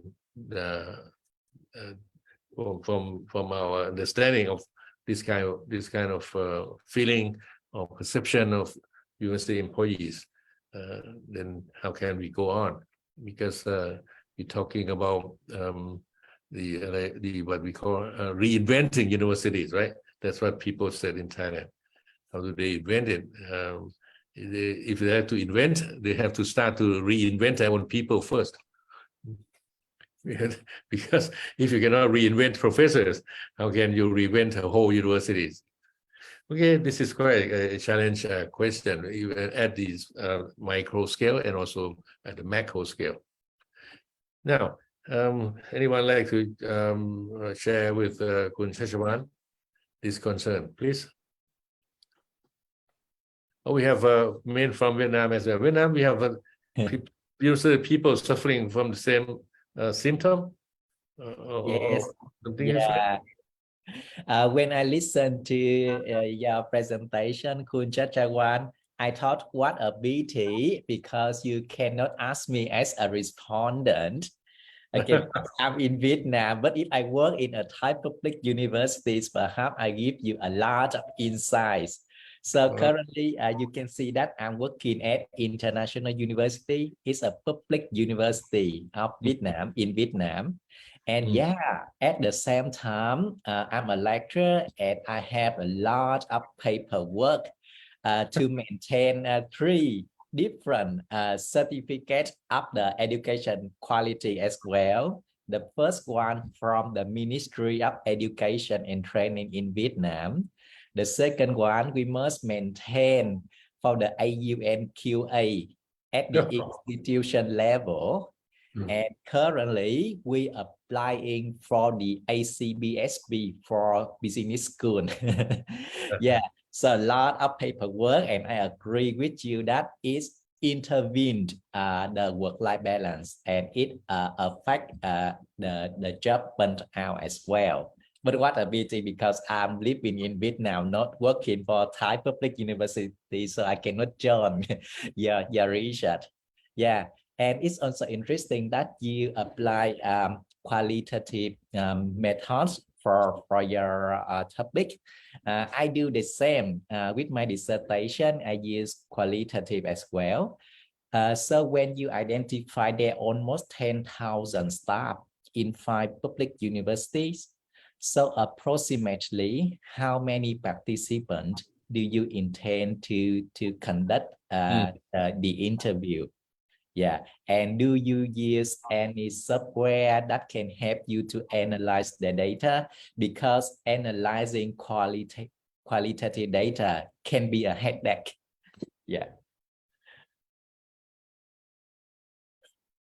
Okay, question one, you like to respond to Kun Min questions? Yes. What I plan, because it's kind of like lots of the numbers of the faculty member, right? And then so I might set some kind of a clear criteria how to recruit the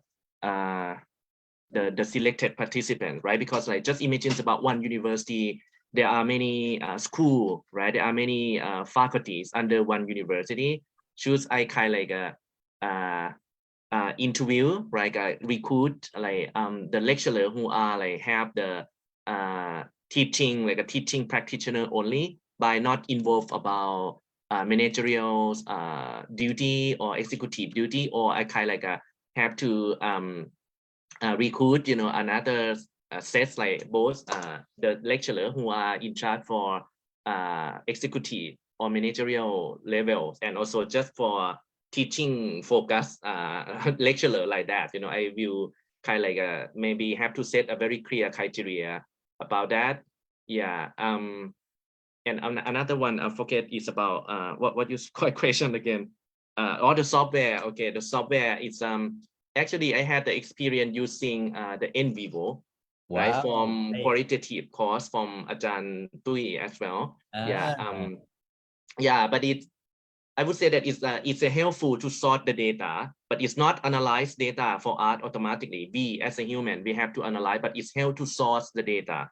And then it's kind of like I can put the data that I code or categorize in the systematic procedure. It's helped me to kind of like go back to see very easy, right? It's very easy. I plan to maybe use the NVivo or maybe any other software that but I don't have time to practice or learn how to do that. But I think NVivo is help for some certain level, for sort the data, organize the data.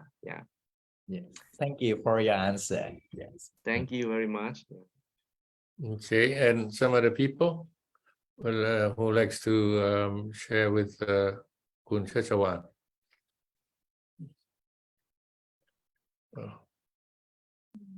Yes, Kun Noparat, please. Okay. From Kun Chachawan topics, I see many factors related to your interests, right? And I just have 2 points. First is about work-life balance. Another, or maybe we call updated concept, is about work-life integration. And I also has friends as a lecturer in university, and I saw her lifestyle. She worked as not only lecturer and also like a second mom for her students. So work in many dimensions of student life, I would say. So I think it would be an input for you to consider more about the work-life integration here. And another point, Ajahn Chart mentioned about reinvent. I think it's very important at this time of the world. We try to reinvent many things. Okay. But I just would like to link back to the topic for today, leading and engaging people with purpose. So I think your topic is important to university education.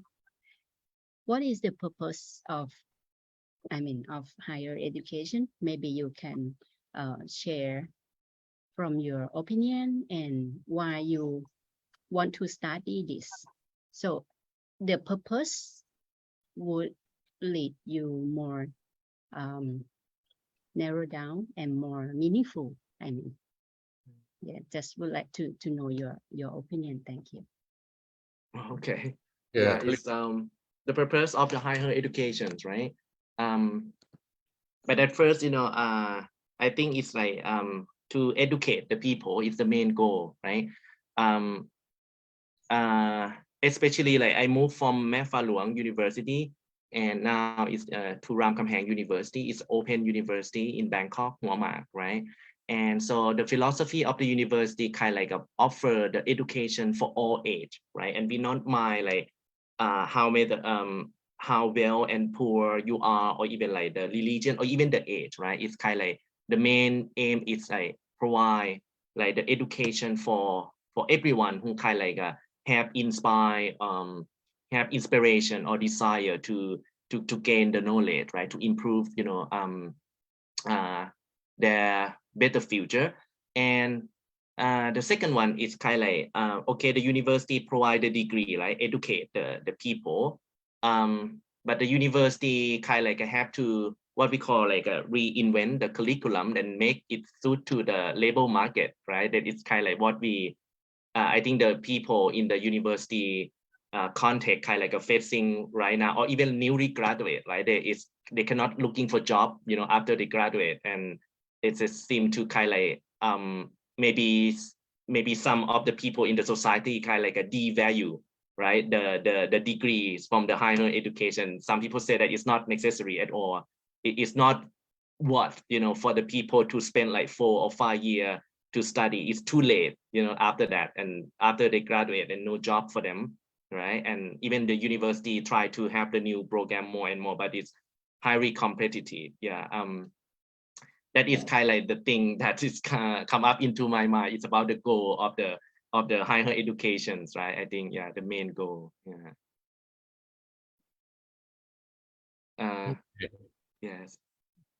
Oh, by the way, Khun Chachawan, I think in your studies, you should include the comparison of faculties or professors in differences in the subject areas of studies, though. Those in the science and technology, those in arts and humanities, perhaps there may be some different in terms of the higher level of job demands and the way that each group have their own ways of adjusting themselves to the new environment, to the new requirements of at work. Okay, and perhaps you will have work commitment as well, right? Kind of yes, job commitment. maybe. Yeah. Yeah. Good. And I think it's quite if you do it more thoroughly, more systematically, you will give a good answer to the university management, how to handle people. Okay, because now as similar to other organizations, university is now facing a difficulty in one area is to recruiting the right persons to work with university, especially the academic staff. Okay, the university needs to invest in research much more than teaching, but they suffering from finance. In order to invest in research, you have to have some good amount of endowment fund, and you cannot rely on only asking individual professors to trying to mobilize resource funds from agencies and private or public. It's not, they will not enough. If you like to promote something as a main theme of your university, main line of strong area or strength in the near future, you have to invest a lot on that, and not only need money but need good people as well.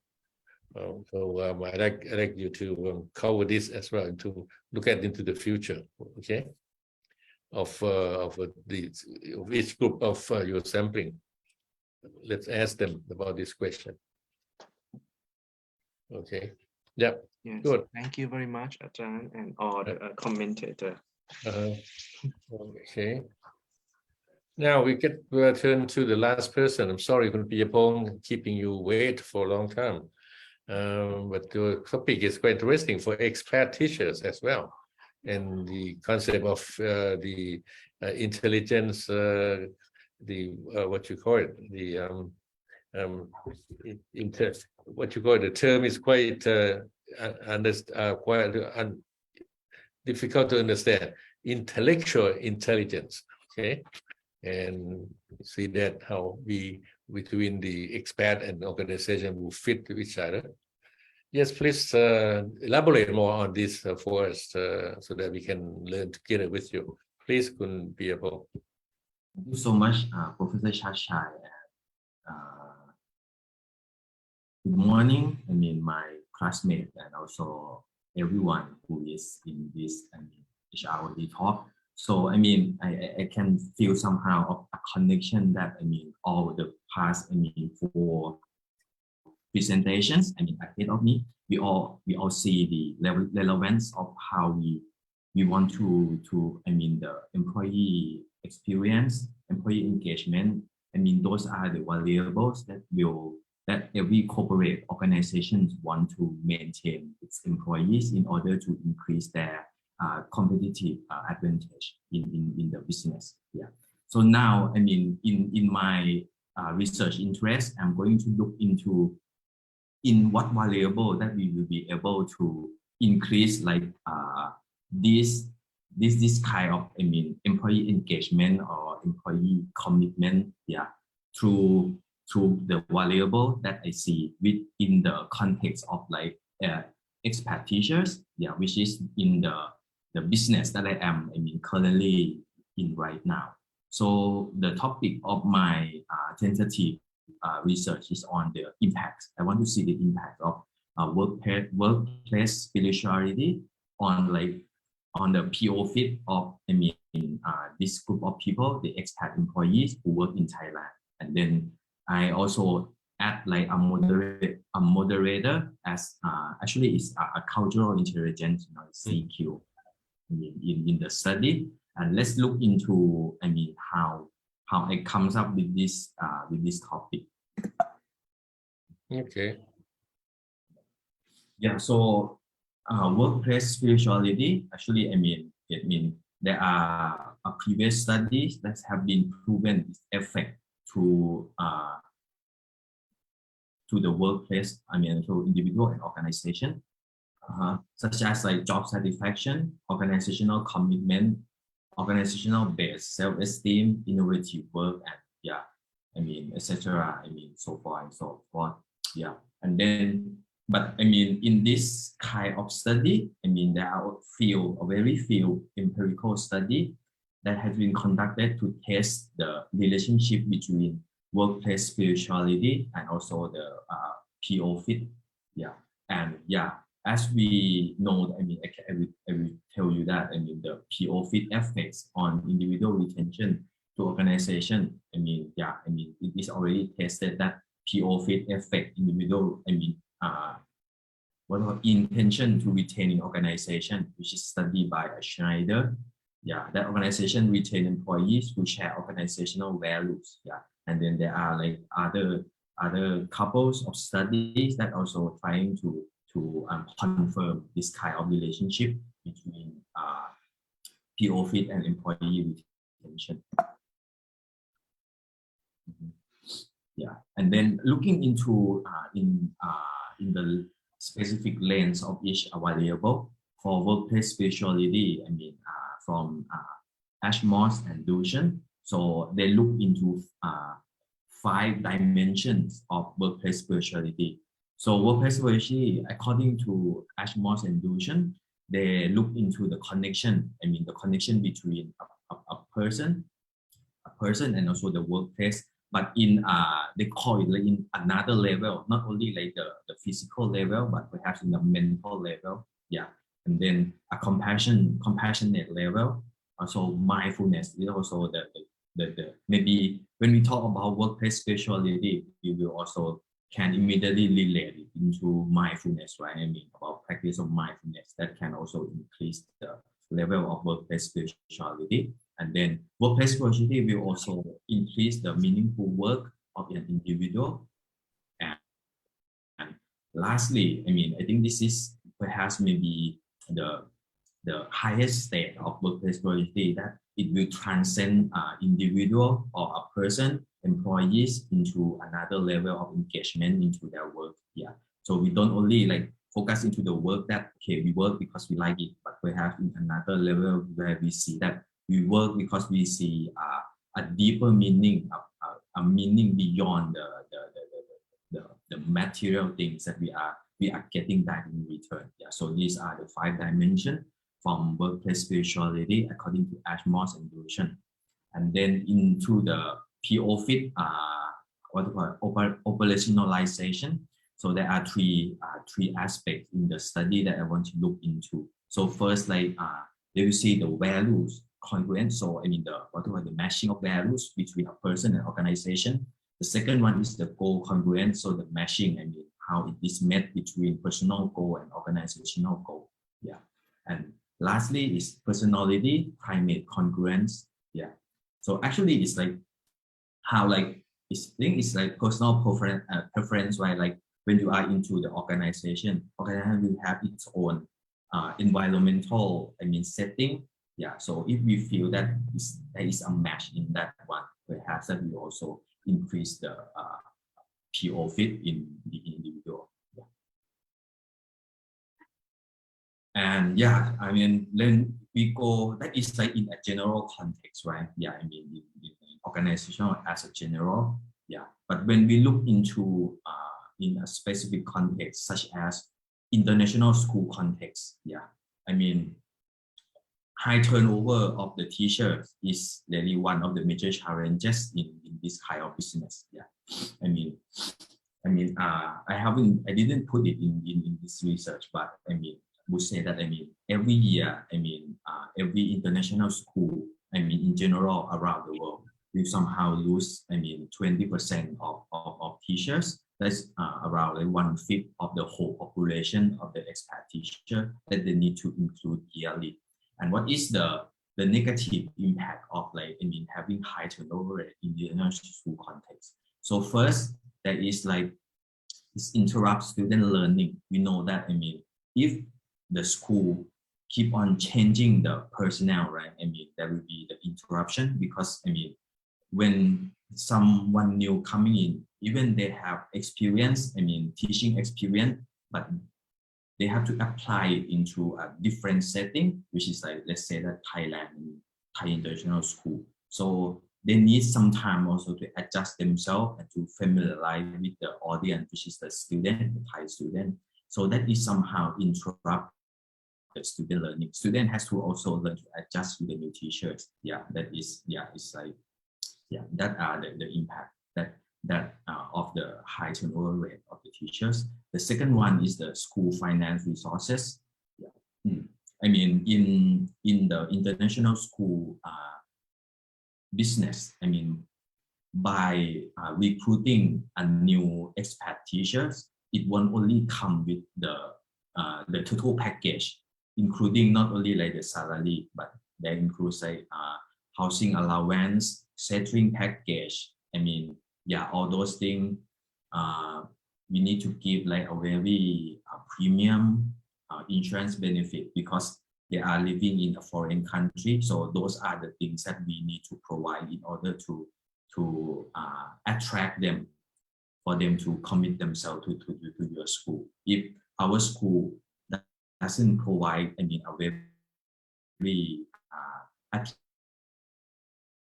we will not be able to get an ideal candidate that we want to replace someone who are going to leave. Yeah, and then yeah, so those are the what to call it, the downside of having like high turnover. So it's a student learning and also school financial resources. And looking into a key factor to make one person to be successful in being an international school teachers. So that person needs to have an adequate level of cultural intelligence. So let's look into the cultural intelligence, which is the moderator in this study. So CQ is, I mean, the definition of CQ of this study is an ability to culturally adapt quickly in 4 cultural factors. So in the metacognitive, in the cognitive level, motivational level, and behavioral level. And these 4 factors account for an individual abilities to anticipate and understand cross-cultural situation. So yeah, I mean, if you equip all these 4 factors, it will make you to somehow be able to understand the culture that you are in, even it's a different culture, and will indicate how well you will be able to adjust your behavior to the new situation or cultures. And lastly, it will reflect your confidence and interest in this situation. So you will see that, I mean, the level of, I mean, cultural intelligence will help you adapt into your culture, which is different from you. And that will make you adapt quicker, faster, and that you will be settled, and then you will live effectively. And then if you look into the workplace scenario, if the earlier you can adapt into the culture of the organization, the faster you can perform, right? I mean, you can perform, I mean, more efficiently, I mean, quicker. So that is the assumption, yeah, of a person who has high cultural intelligence, especially expat teacher. And then looking into the hypothesis that I come up. So, I mean, hypothesis 1, I propose that workplace spirituality is positively associated with person-organization fit. And hypothesis number 2 is that cultural intelligence has a moderating effect on the relationship of workplace spirituality and person-organization fit. And I mean, actually, to be more specific on this hypothesis number 2, so it has to be a positive effect. I mean, that means like if a person, I mean, an individual have high level of, I mean, cultural intelligence, the level of, I mean, workplace spirituality and the relationship of workplace spirituality and also PO fit will get high also. Yeah, so it's right. It's like a positive, I mean, yeah, effect on that. And this is a theoretical framework in this study. So yeah, I mean, the variable of workplace spirituality is independent variable, which will also, I mean, have a positive relationship to person-organization fit through these 3 theories that I assume that it will somehow, I mean, influence the relationship of these 2 variables. The first one is transpersonal psychology. So, I mean, in short, transpersonal psychology will look into a relationship between persons, but in a transcendent level. I mean, as it is, I mean, one of the factor which we will find in workplace productivity, right? The transcendence. Yeah. So in transpersonal psychology, or another name, which is like, I mean, spiritual psychology. So we will look into the relationship of the person. I mean, yeah, person to person or person to organization in another level. Yeah, the level beyond the physical level.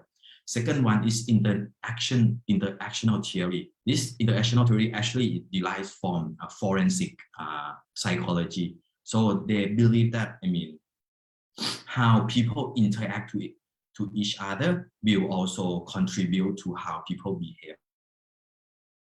So they put more on like how people behave in a different way through the interaction of different level, like society, personal level, societal level, organizational level. So it's more on like having interaction between these factors that will contribute to form one's behavior. Yeah.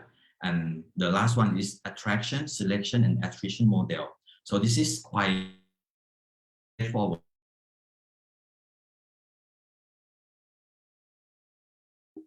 Working into one place, so they will be attract in whatever it could be, like the marketing, the what called the external, I mean, image that they see in that organization, and if you attract, and then they join into hiring process, recruitment process, and they got selected, and later on when they work, they feel that this is not the right place for me, so they'll remove themselves or they resign. Yeah, so these are the cycle of how this model will explain how people get attracted, get selected, and I mean, if things won't go well, they will just withdraw themselves from the organization. And yeah, and then through the let's see in the vertical line, which is like cultural intelligence, that works as a moderator. So I put like 3 different theories into that. The first one is, I mean, cultural intelligence theory. Second one is cultural dimensions theory from Hofstadter. I think everyone is familiar on that. And the second one is global citizenship theory, where they feel that, I mean, having like global minded will help people, I mean, to be able to work in every cultural setting they are put in. Yeah. So this is the theoretical framework that put, and yeah, the 3 variable. IV is workplace, dependent variable is per PO fit, and moderating variable is cultural intelligence. And the population, so the population, I mean, yeah, is the expatriate teachers who work in international schools in Thailand. And the sample size, because, I mean, the total, I mean, expat teachers, so, I mean, roughly we have around like 2,000 expat teachers in Thailand. So I got around like 20% of them, you know, to be participating into this quantitative research. Yeah, and then yeah, it's going to be. I haven't have a solid plan of doing like what to sample selection yet, but this is roughly the number that I feel that it should be enough for me to come up with a result. Yeah, I mean, yeah. The measures. So there are 6 different things, yeah, that I'm going to do in this quantitative research. Yeah. So first it will be self-administrative questionnaire. So including like demographic information. Yeah. So there will be control variable like age, maybe nationalities, tenure, yeah, etc. And then workplace specialty scale, and then also PO office scale, CQ scale, and also might include some interview if I feel that that is going to be very beneficial for me. Yeah.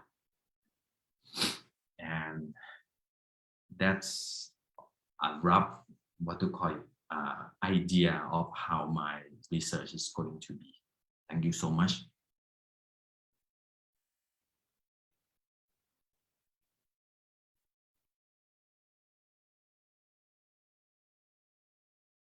Thank you very much. Sorry, I forget to unmute myself. I think it is quite an interesting topic. After listening to you, I think our friends in the room will have some questions or something to ask you more. Because it's the proximity of concept of workplace spirituality and the CQ, okay? It can play a different role. CQ can be moderating variables, or CQ can be independent variable. Depends on which angle that you put it into perspective. Okay, I'll come back later. I'll just give opportunities to other people in the room. Please. Would like to share with him something. Min is stay here. Min, you left. Oh, you're here. I'm Okay. still here from the beginning. I thought that it's 26 after 12 at your country, right? So you may hungry for your lunch. But thank you. You stay on. Yes. You find this formulation framework is beneficial to you? This topic is not familiar to me. However, I know that at our school, Ajahn Tui has done a lot of research about workplace spirituality, and she even found out there are different in perception of workplace spirituality in Thai context and Western context. So perhaps you may look at her study to see which measurement scale should be applicable in your study. Yeah, just that. Thank you so much. Yeah. Okay. And this is a suggestion, Kun Piyapong. You should take a look at the Ajahn Tui's research. Yes. The concept of spirituality, which is a Western driven, Western derived concept. But it can be adapted though, if you stay to hang on with this concept. Because now we have a problem with the person and organizational fit, right? Our concern is how can we bring about the fit together between what organization expect from employees and what employee expect from organization, and how we create this.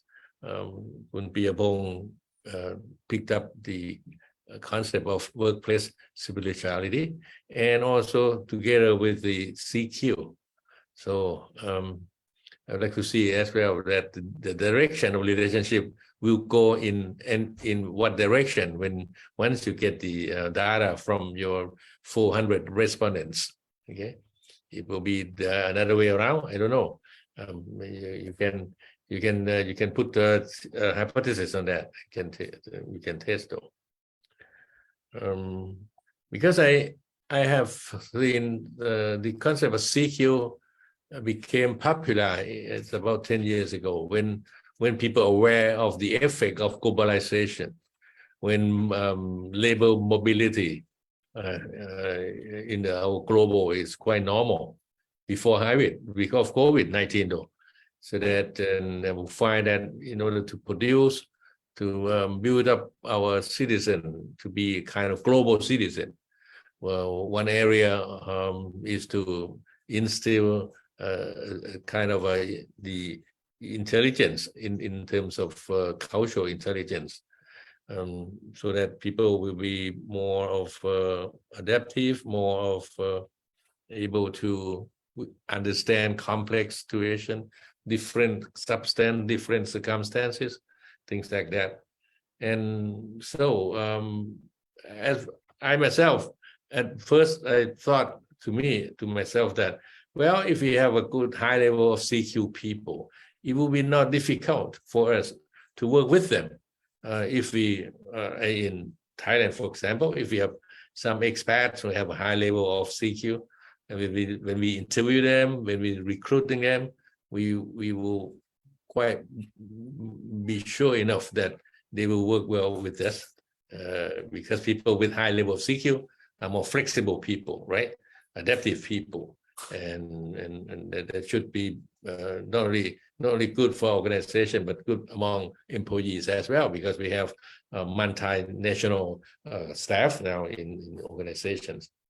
But then you bring concept of workplace speciality, which is something that it's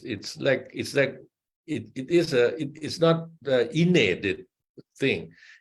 Speciality is something that organization have to invest on, have to build it up, right? But CQ come with individuals already, because they build up from early age. We can nurture it. We can make it growing when they come to work with us. But the CQ is something that quite innate and learn from early childhood. But workplace specialty is something that we create in our organizations. Okay, so that the relationship of these two variables in terms of the timing or the origin of this concept is quite interesting to see. Okay, I'm not saying that you should change your formulation of your framework, but just to give you that perhaps relationship of these two factors may run in a different way, or different from what we expect earlier or at the beginning. Actually, I agree with you, Professor. So these are still, going back and forth between workplace specialty and CQ. So which one should, direction should I? It would be another interesting, could be if you start the topic of study like the role of CQ on person and organizational fit. Okay, and then you have a subtitle of the mediating role of workplace spirituality, if you like, or if you have to bring in some other factors itself, depends. Okay, it's up to you though. But I think CQ itself is quite predictable to cultural fit, especially in teaching jobs, right? Because you have to find so different students and colleagues from different education and national backgrounds, cultural backgrounds. So people with strong CQ are more likely to be successful in working with other people. Okay. Yep. Let's go through it and make it more concrete, make it more measurable, and make a good contribution into this area. Okay, we can come back to Kun Noparan, because we owe her a question. She said she has a question like to ask Kun Waralak, who still hang on here. Please, Kun Noparan, you like something to suggest to Kun Waralak? Thank you, Ajahn. Actually, I just would like to make it clear in my understanding about airport industry. Does it cover like airlines, business related, or just only? I'm not sure. I just want to have your guidelines. It's just focusing on the airport itself as organization, not relate to any airlines. I asked this because I have a friend. He is he was a pilot, and he got laid off from the airlines, and then he moved to HR business. He moved to HR recruiting staff in a private company. So it's related somehow on a workload to airports. Airline business or traveling business. External, maybe we can call external factors that related to airports. Workload operation. So just want to hear that. Do you think about this in your as factors in your study? You mean about the workload? Yes, workload on an airport that related to business crisis. Yeah, it's quite a good idea, but the right now I haven't think about the workload yet, but this would be the good idea because as we aim for the future and now everything is turned back to normal and it seems like it's really increasing with the number of the tourists and so on. Yeah, it might be a good idea consider about the workload also that would affect into the performance. Yeah. Thank you so much นะคะ Yeah, the workload is quite fluctuate. I mean, from the world crisis. Thank you. ค่ะ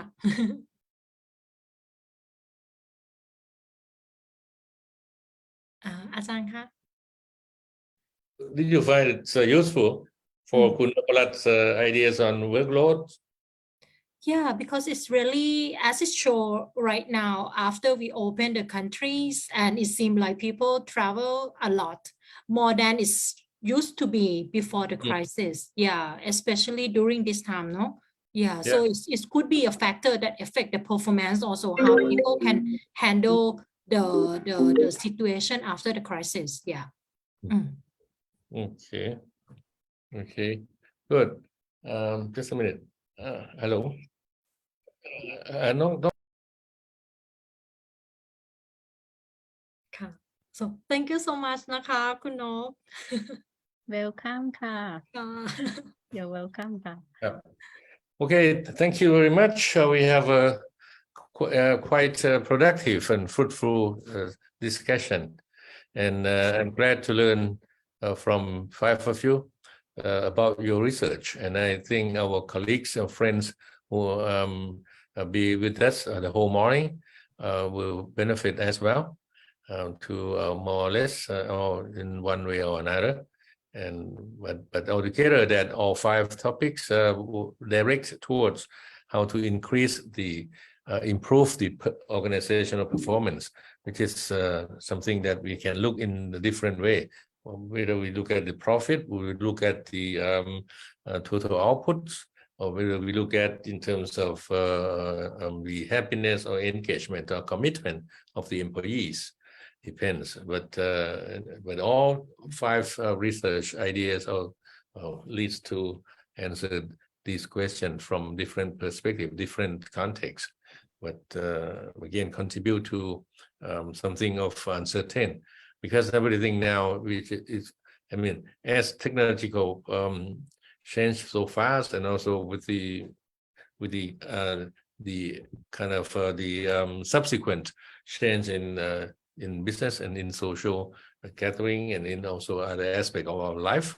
I think that we are now in the position or in the period of trying to find new answers to new questions and also old questions as well. And we hope that we will find some more questions and also some more answers, and so that we can adjust ourselves, we can at least pacify our souls and minds. Otherwise, we become more stressful. Because I myself feel that the more my age proceed, the less understanding that I have with the world and myself, which is because things are more complicated. Okay, I enjoy very much to be moderator this morning.